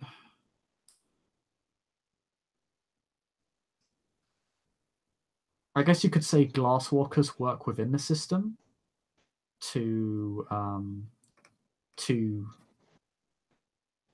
modify it to our needs. The Bone Gnawers work more to overthrow it. They're kind of like a Bone Gnawer is a spanner in the works. A Glasswalker is another cog. But a cog can move a machine in different ways. A spanner just breaks it. Different approaches to different problems. Well, similar problems. Yeah, I think I understand.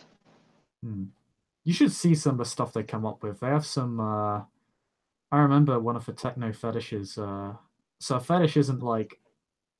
It's not like a sex thing. It's a freaking. A fetish is literally. It's an object that has a spirit inside it. On a very long-term, permanent basis. For example, he'll pull out like this silver sword, his clave. This, for example, and he'll hold out his clave on like both hands. It is what's called a clave. It's a fetish. Has a spirit inside of it. It lives there. I see. But didn't you say everything has spirits inside it? And everything has a spirit connected to it or affiliated with it. So there's a spirit for Oh. clothes or like anger or war or death. And those spirits represent concepts, but they're not actually physically inside something. They're not connected to the physical form. Okay. I guess you could say spirits represent ideas. But yeah. I'm not a Theurge. A Theurge can tell you way more about spirits than I ever could. I have some basic spiritual knowledge. Because as a Philodox, I sometimes do have to make dealings with spirits and sometimes make amends because someone's pissed them off. But yeah, that's what the Glasswalkers are. They're modernists, and they have some pretty interesting techno fetishes. As you can see, this is a fucking silver sword, and it's respect it because a fetish is not a joke. And I'll be honest, I'll be pretty mad if you make a joke out of this thing. It's not a joke. A clave in particular is something of great prestige. I earned this. I fought through a lot to get this. I'm not joking about anything. I'm just saying. It's just to warn you.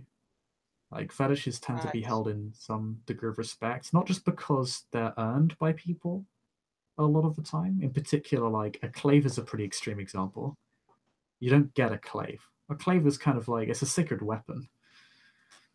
And Garu don't like silver. Having a silver weapon is a big deal.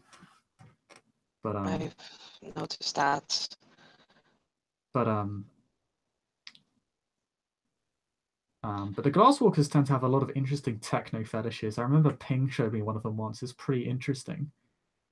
The stuff you can do with technology on a spiritual level is arguably even more scary than what you can do with it normally. Right. And Ping was Chinese or something? Pardon? Sorry, the name Ping, it sounds... No, Asian. that was her deed name. Okay, As sorry. in a technological term. She was a Glasswalker Fiat. I miss her a lot. She was kind of like a sister to me. And she... no, never mind. She died. Oh. I'm sorry. Don't worry about it. But speaking of grim subject matter, we get to the truck that I probably have the hardest time getting along with. Red Talons. They're an all lupus tribe. And they fucking hate humans.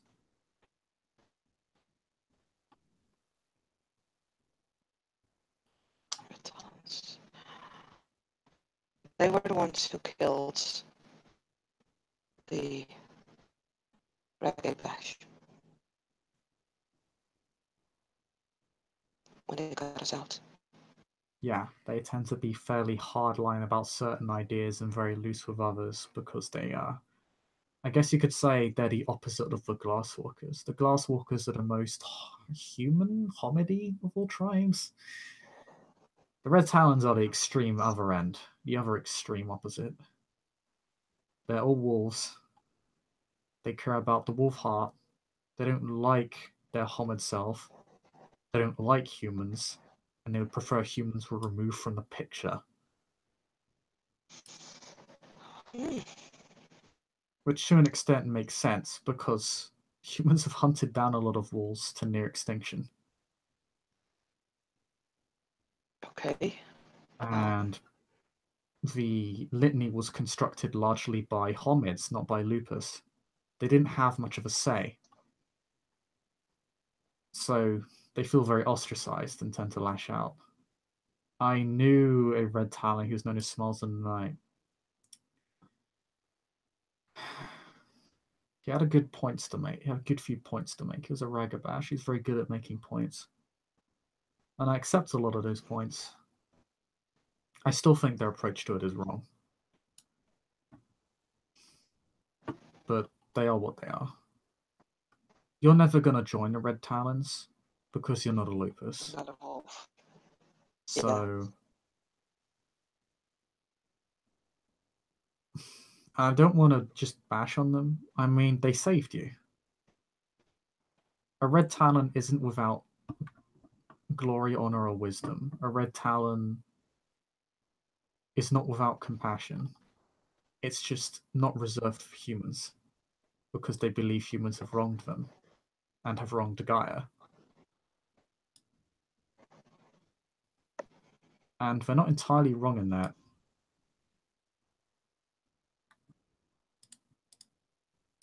Something snaps. Jacob just focuses for a moment. He looks distracted.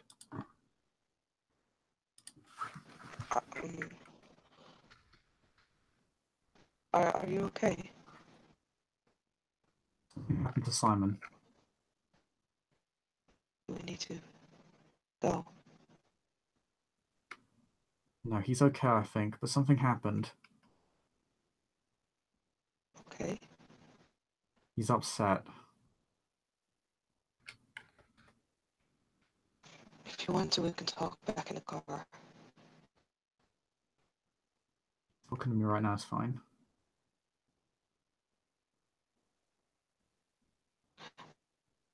Wait a minute. How did you... Did you get a message or something? Shit, he's already... Fuck.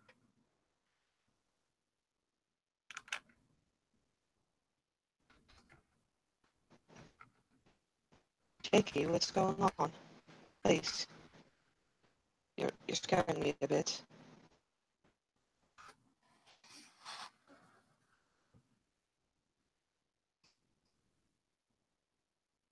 It's nothing. Simon has a past. I'll just leave it at that. Something personal happened.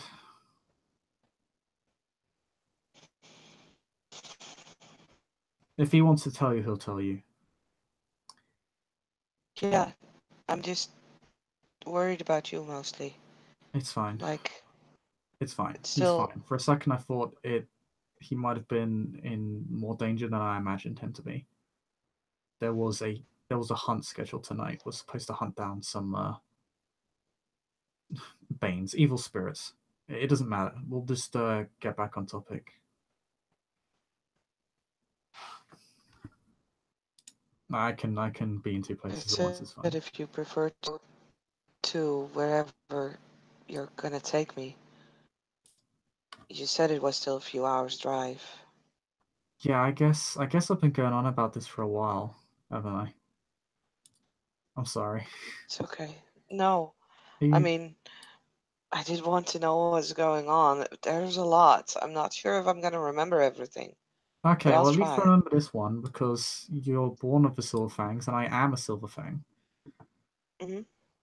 Silver Fangs are, well, I mean, if you hear us tell it, we're the heroes of the nation, its leaders, its royalty, its nobility. Partially true. We are quite literally the anointed rulers of the nation. All of the nation's kings are Silver Fangs. And we we have in the past been the strongest, the best. It's that we're an example to the rest of the nation. That's what we're supposed to be. We're supposed to be an ideal to strive for everyone else to look up to and emulate, and maybe even surpass.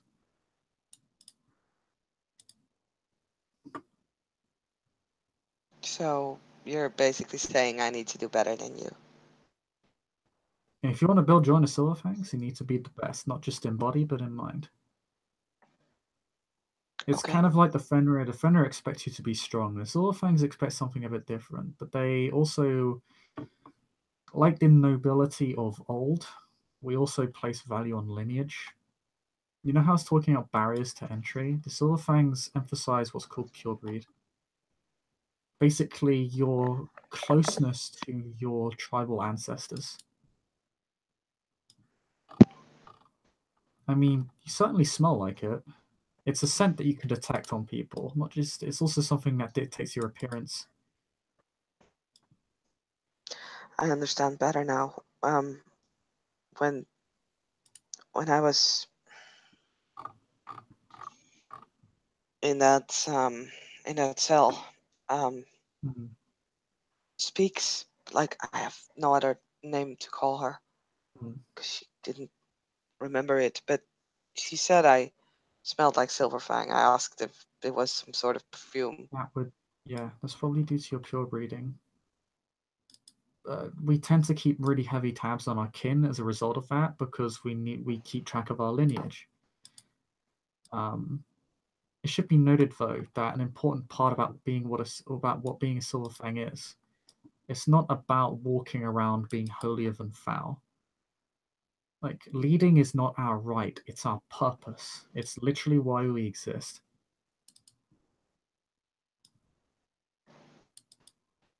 Right. We don't walk around acting better than everyone else. We be the best. Mm-hmm. If we're acting better than everyone else, it should be because we've earned it. We have I a see. noble obligation to help people and the nation and to lead it through difficult times and through peaceful times. And that exacts an enormous amount of, well, what exacts an enormous amount from us. It is an enormous, massive responsibility.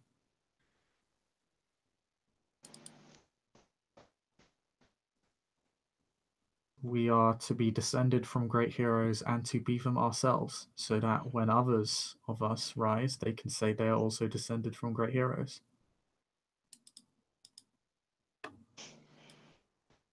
And Well, when yeah. someone looks at a Silver Fang, they should say, you should be like that guy. No pressure then. I mean, I'm from that tribe, so I'm pretty biased. Our Mhm. tribal totem is Falcon. Oh yeah, Red Talon's tribal totem is Griffin. I know, not don't. But well, you've already heard of Pegasus. Like all rules are outside the window. But the Silver Fangs is Falcon. Mm-hmm. He is a messenger of Helios, the spirit of the sun. Okay. And the place we're here is also Silver Fang, and the king here is Silver Fang. Mm-hmm. Right. So, have you met a lot of them? I've actually met that many Silver Fangs, to be honest. I Oh. met the High King when he was the truth catcher for our Sept, which is basically a combination of police commissioner, inquisitor, and detective.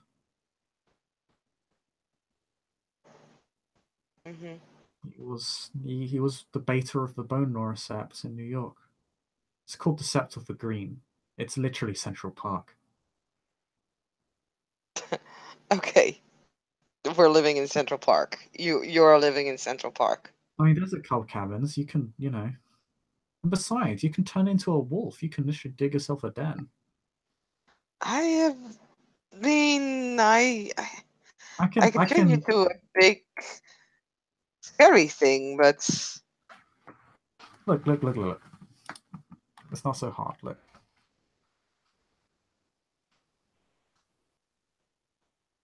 One little bro, you keep up.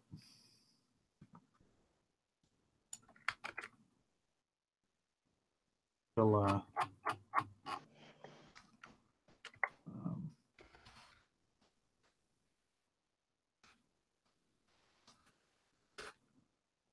okay, he'll turn into a wolf. He'll take 5, turn into a wolf. I rolled for it, but he'll just take 5 because I only got 1 success. So yeah, he turns into a wolf very slowly. I mean, Robin, as he starts shifting, she is gonna get up from the couch beside him and just gonna back away a few steps, staring. Jacob's tail wags affectionately. Okay. See, it's not so hard, the wolf says, in high tongue. I mean, you say that, but that looks pretty. Doesn't that hurt? No, it's normal. It's fun. Being Huh. wolf is fun. Right. He kind of just flops onto the couch.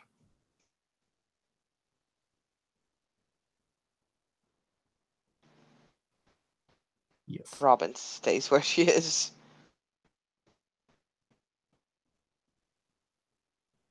Do you not like this couch? I like this couch. Right. I need to get used to that, right? You should probably get used to that. It's. You will see crazier than me turning into a wolf. And I'm a nice wolf. I'm a very happy wolf. I'm very fluffy. It just look. it's a lot to take in. And she'll get a few steps closer and like Is like a lot to take in as in crazy, or the fact that I'm adorable?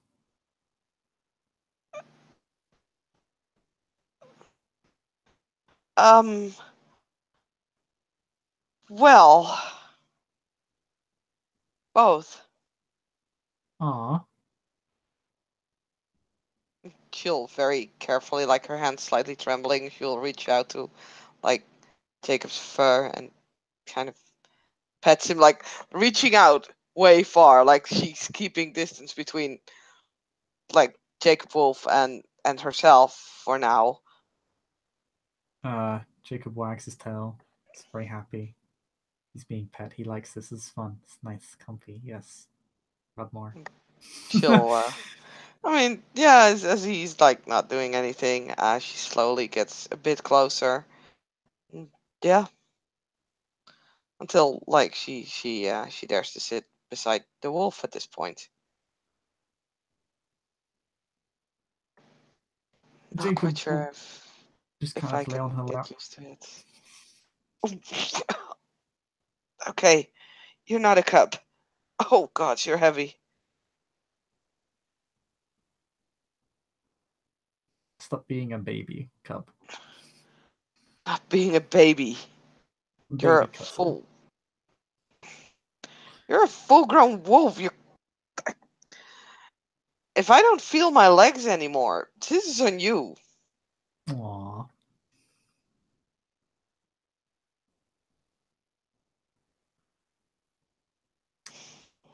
That's because you don't lift with. That's because you don't lift with your legs. You're lifting with your back. You're doing it wrong.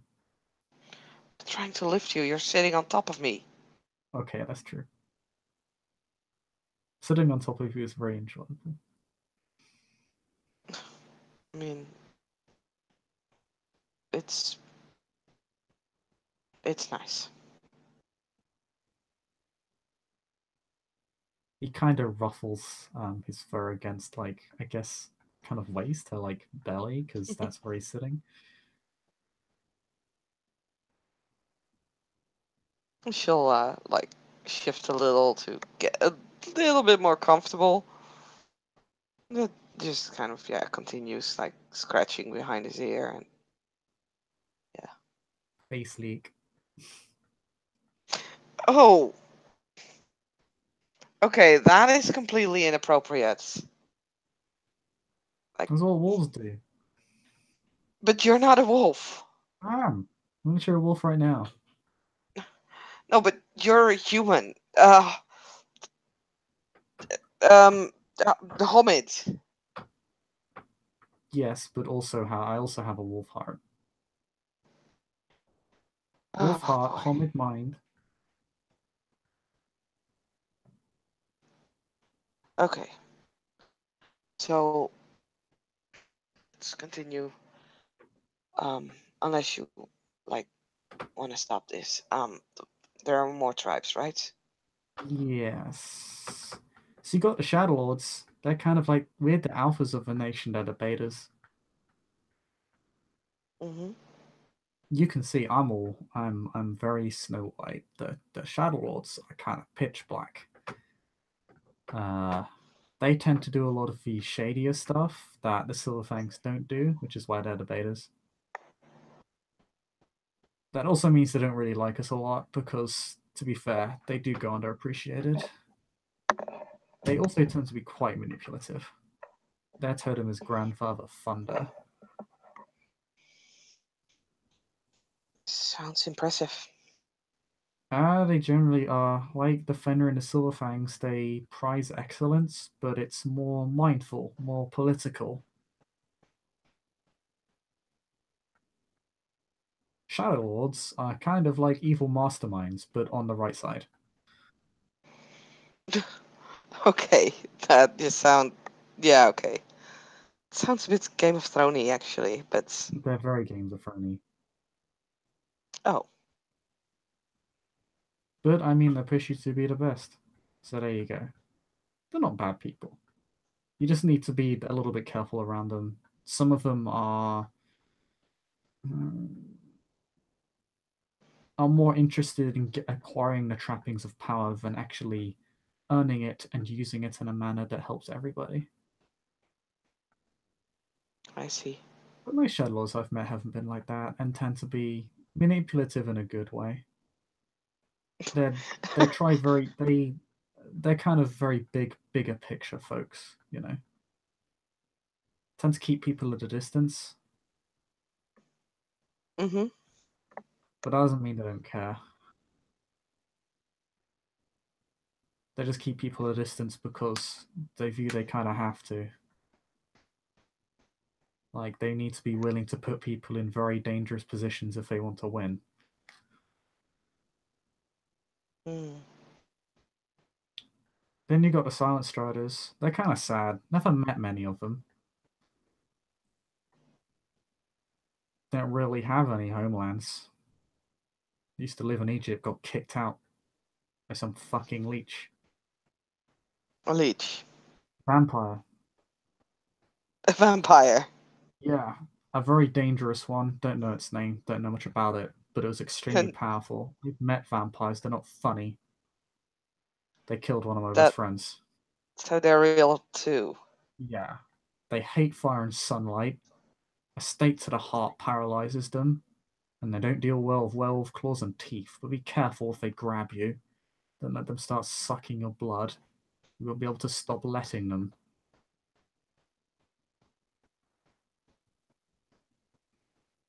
What's worse is that they have a really wide. Well, they're pretty diverse. They're kind of like they have a bunch of clans. They're a bit like tribes, but you don't get to choose. They're all cursed monsters.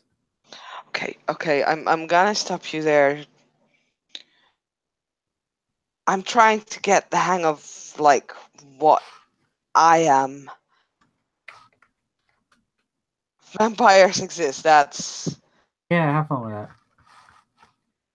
I'm on let's off on a bit just of a leave it at tangent. that. Sorry. I tend to do that I tend to do that in normal when I'm behaving normally. So Yeah. anyway, yeah. I mean, I've kind of explained what you are. I'm just kind of explaining the society you're going to be living in.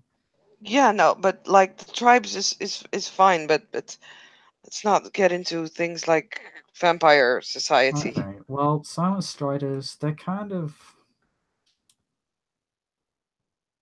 they have a connection to death that I don't really understand. I don't really know much about the Silent Striders, to be honest. But they tend to be messengers. They're travelers, a bit nomadic. Don't stop and stay in one place for too long. Fairly grim.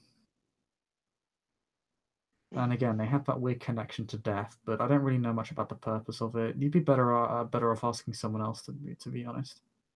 Okay, that's fair. I can ask. But yeah,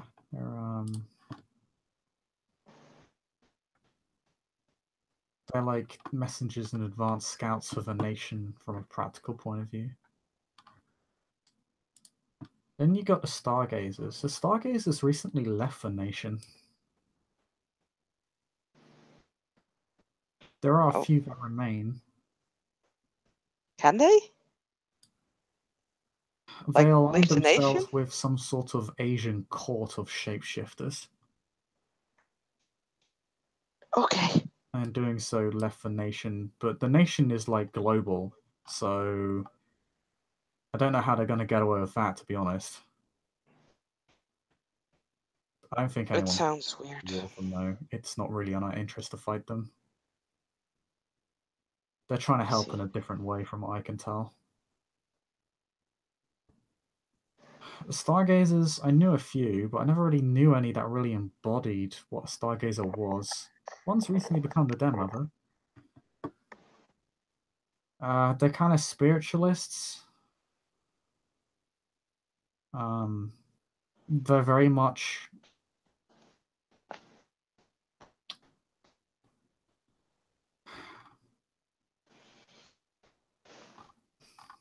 in a way they're perfectionists. They're looking for they're people who They're Gaia that seek understanding, balance. Like the children of Gaia, they're fairly gentle. But the Stargazers are kind of looking for some sort of, I guess the best I could call it is enlightenment. I don't understand it particularly well. But yeah, they're not looking for greater knowledge. They're a tribe that looks for some sort of greater understanding. They're a very philosophical tribe. I guess they're unlike some tribes. They're not looking for knowledge. They're looking for understanding. They want to. I guess they want to master themselves. I think is a good way to put it.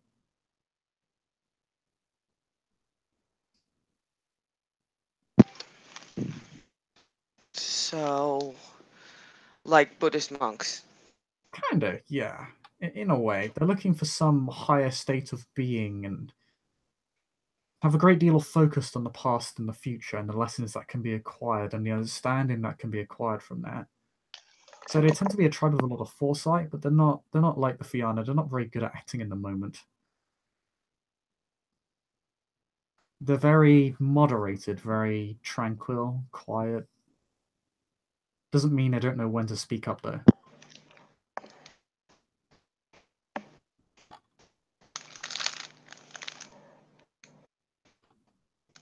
But that's basically the Stargazers in a nutshell. They have very lofty ideals, but like a lot of tribes, they can't always meet them.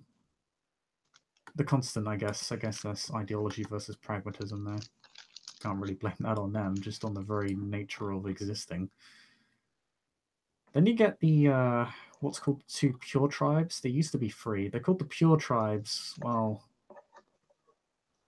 that's complicated. It's kind of a long-running grudge. They view themselves as the pure tribes because they view themselves as the only tribes uncorrupted. They're the tribes that are based in Native American cultures and peoples. And Yuktena is one of those. During the era of the Wild West, the pure tribes had war waged upon them by the Fianna and the Fenrir. The pure tribes ultimately ended up losing. Many of their kin were killed, not just by humanity, but by other tribes of the nation. Very old, long-running wound there. I wouldn't press on it. But aren't you all supposed to fight one enemy, not each other? I mean, yeah, but we're also rage-filled, intolerant pricks. Okay. And we all come from a very diverse set of cultures, which lends itself towards a lot of intolerance. People don't get along. I mean, humans, even in multicultural settings, can't get along well. You then give us enormous, inhuman amounts of anger and a ton of pressure to save the world, and it's going to get ugly. As I said, it's like herding cats. People don't want to play together. They don't want to share their toys.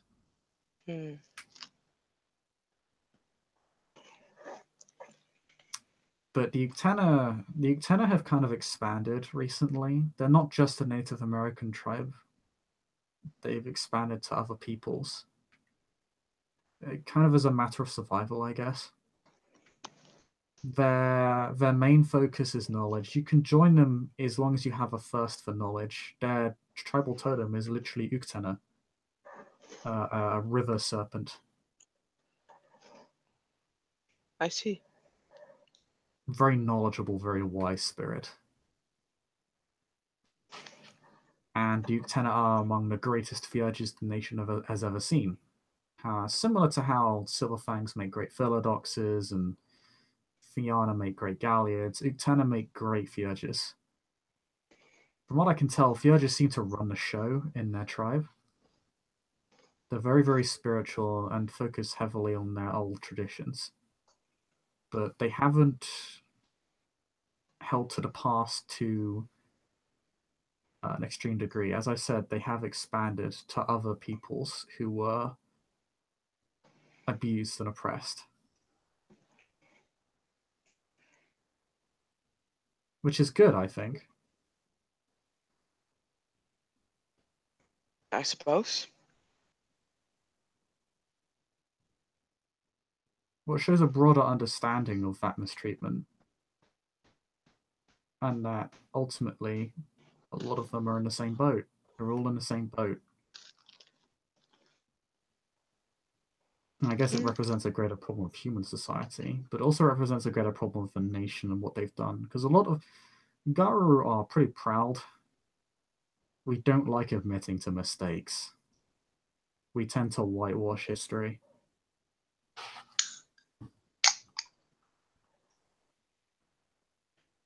But yeah.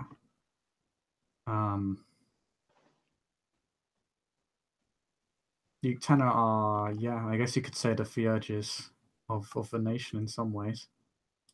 They're great Theurges. They have a Native American lineage, have adopted more peoples into their ranks since then, and are fairly diverse. But as long as you have a genuine thirst for knowledge, to learn, and you genuinely care, in theory, anyone can join their tribe.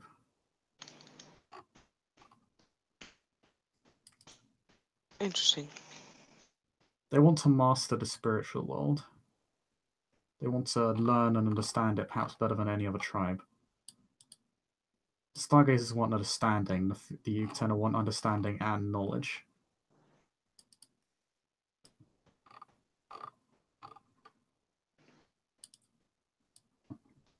It's kind of how they go about solving their problems. Whereas the Fenrir would kind of handle the situation like it was a conventional war situation. They would think up a battle plan. They'd consider tactics to use in the moment. They'd be running constant drills, empowering themselves, physically. Not to say that they're bulkheads, as I said, they're not just warriors, they're generals. They're not idiots. They can't win a war by being stupid. They know that. But Deep tend to think of things in a bit more abstract terms, a bit like the Stargazers, but less so. They think of it from an almost spiritual angle. How can I use the Umbra? I guess that's the second word I was talking about earlier. How can I use the spirits? How can they work with me? How can I work with them to solve this problem? How can I think my way through the situation? Using these great supernatural powers and allies. It doesn't do them much credit.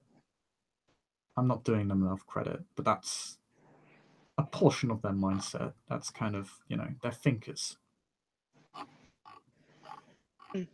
Then you have the warriors of the pure tribes, the Wendigo.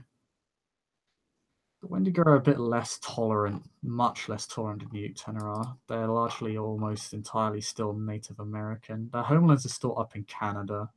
They've been holed up there for some time. But, I mean, one of my best friends was a Wendigo, so just because they're less tolerant than Uktena, don't think that means they're horribly intolerant. They have a right to be angry after what happened to them.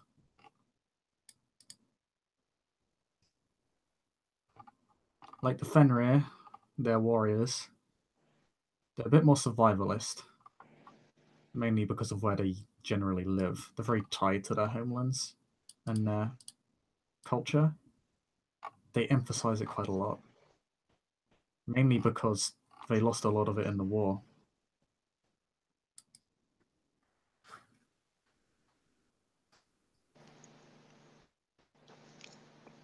You won't be able to join them, I think. I don't think they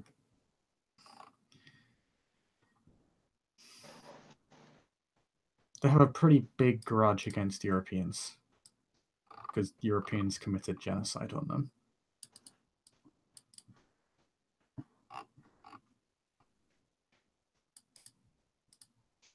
I see. So you'll probably get a chilly response, and that's not a joke. I mean, Their totem spirit is Wendigo. He's well, he's a cannibal. He's literally a cannibal spirit. right. Doesn't mean he just eats people. That's not what Wendigo does. Wendigo actually was pretty integral to defense of our Sept several times. Wendigo's done great good for us. He's very harsh, and he protects his people very dearly, which means he tends to be pretty rough with people who are not of his people. But like the Wendigo tribe as a whole, they have he has a good reason for believing that and doing that. They've already been betrayed enough times. They don't need to be betrayed another time because they were lax.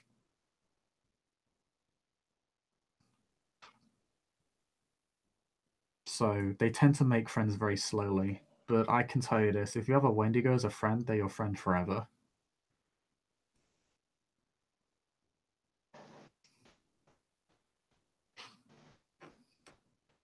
And they tend to hold on to the more wild, natural side of the Garo quite heavily.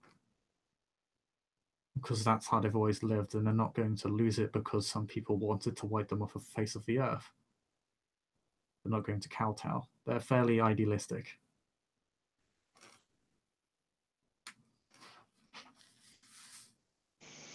I And just see. like any other tribe, that's both a strength and a weakness. They have their flaws.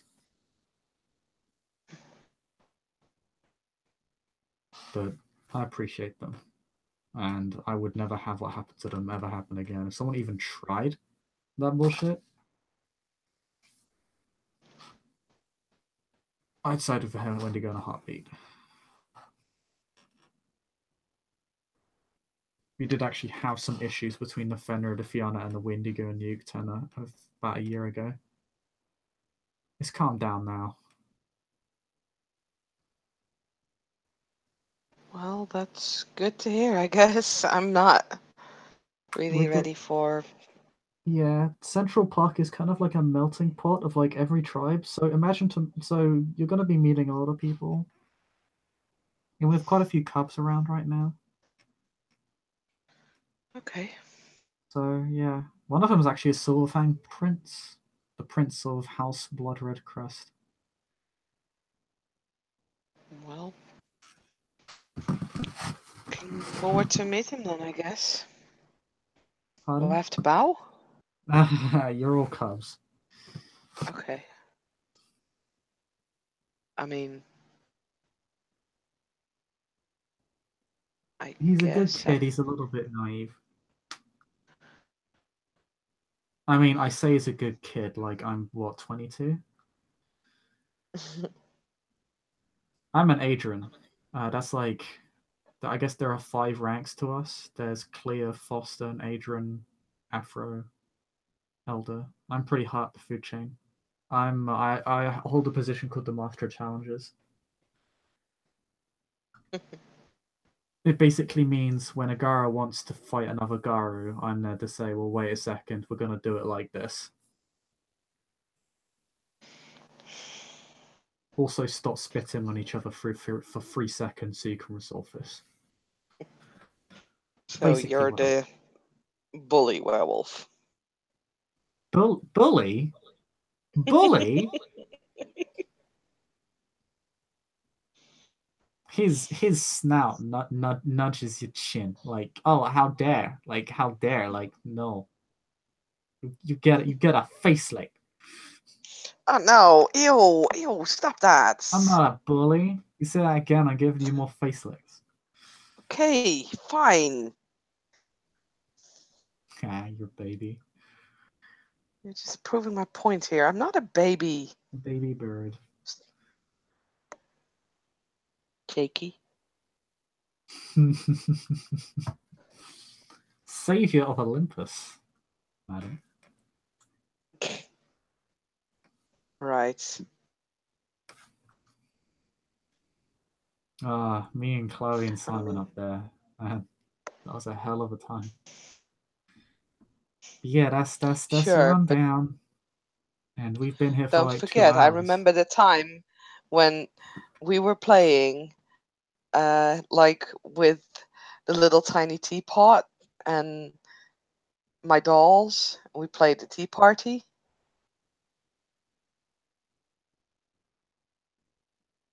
I'm an expert tea drinker. Yeah, but don't forget, I just know how you were as a kid. I have a lot of things I can use against you. Don't bash an Adrian, madam. You're a cub. Or I'll be mean. Well, then don't do the face licking. Don't make me face lick you. I mean, no, never mind. Nuzzles tummy.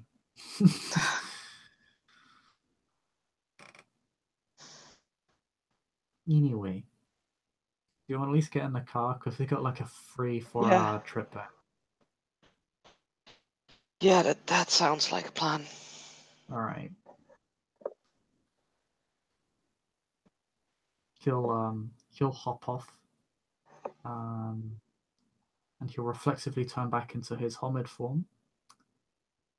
And you find that he's still wearing clothes. Huh. That's a neat trick. Huh. Yeah, she looks a little surprised at that, really, because I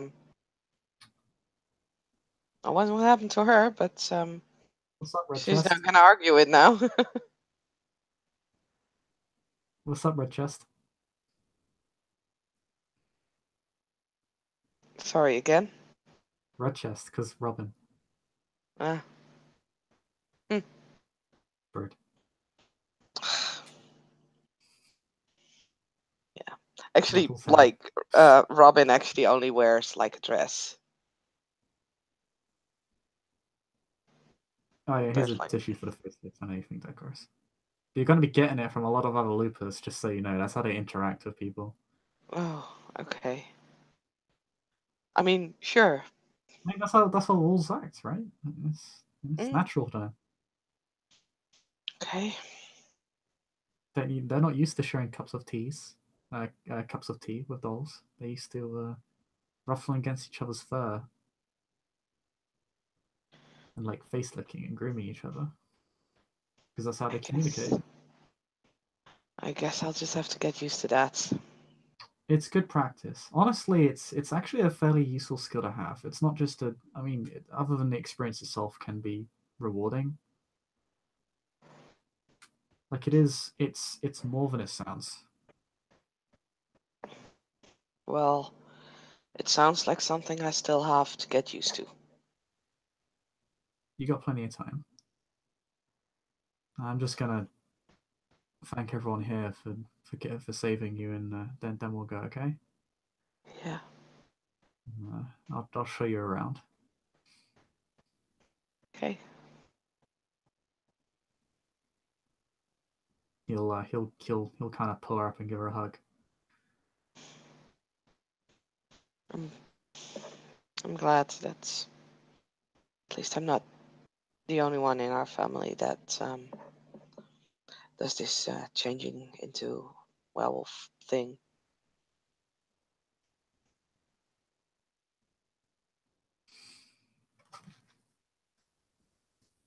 Yeah, kind of lonely at first. I'm gonna see if there's jackets and a pair of shoes I can borrow anywhere. Yeah, sure thing. Okay. I'm sure they'd be like happy to. Yeah, I think so too. Mm. And yeah, she'll go. Actually, can hear her like get up the stairs, and she'll return a couple of minutes later with shoes, socks, and uh, and yeah, like a jacket.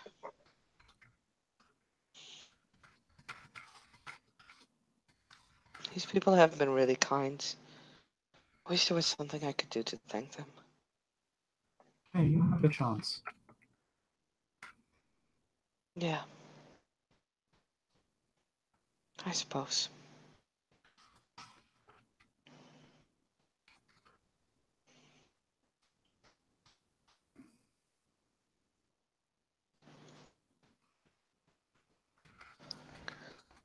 So, anything you want to take along, or anything you want to do?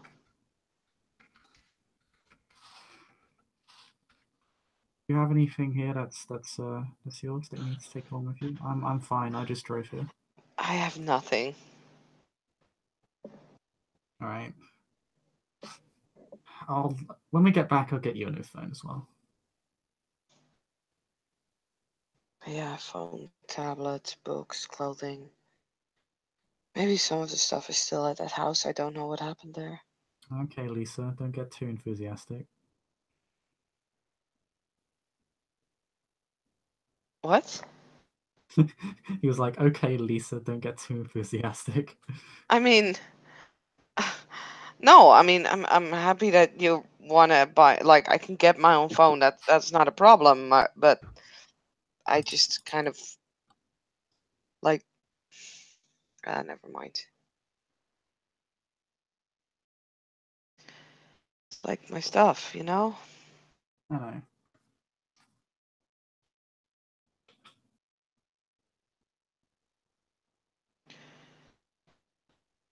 Well, let's get to this Central Park of yours then. I'll introduce you as the newest cub, and oh yeah, we'll need to cross over when you do when we for that, because I can't just make a howl of announcement in Central Park. I'll need to do it on the other side. So this will be a good lesson. Cross over. Second world, mirror world, Umbra. Oh, oh. Yeah, Okay, yeah. You can do that as long as you're looking into a reflection of yourself. okay, sure. They, it sounds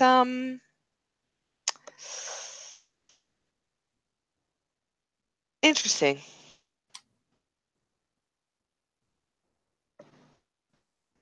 Hey, it's kind of it'll be fun.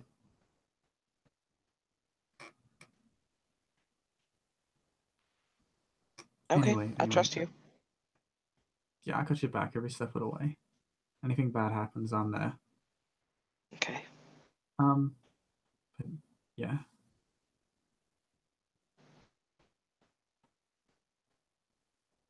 Let's go. You've been spending long enough sleeping on the king's couch. Time to sleep on my own yeah. Sleeping in the wolf den.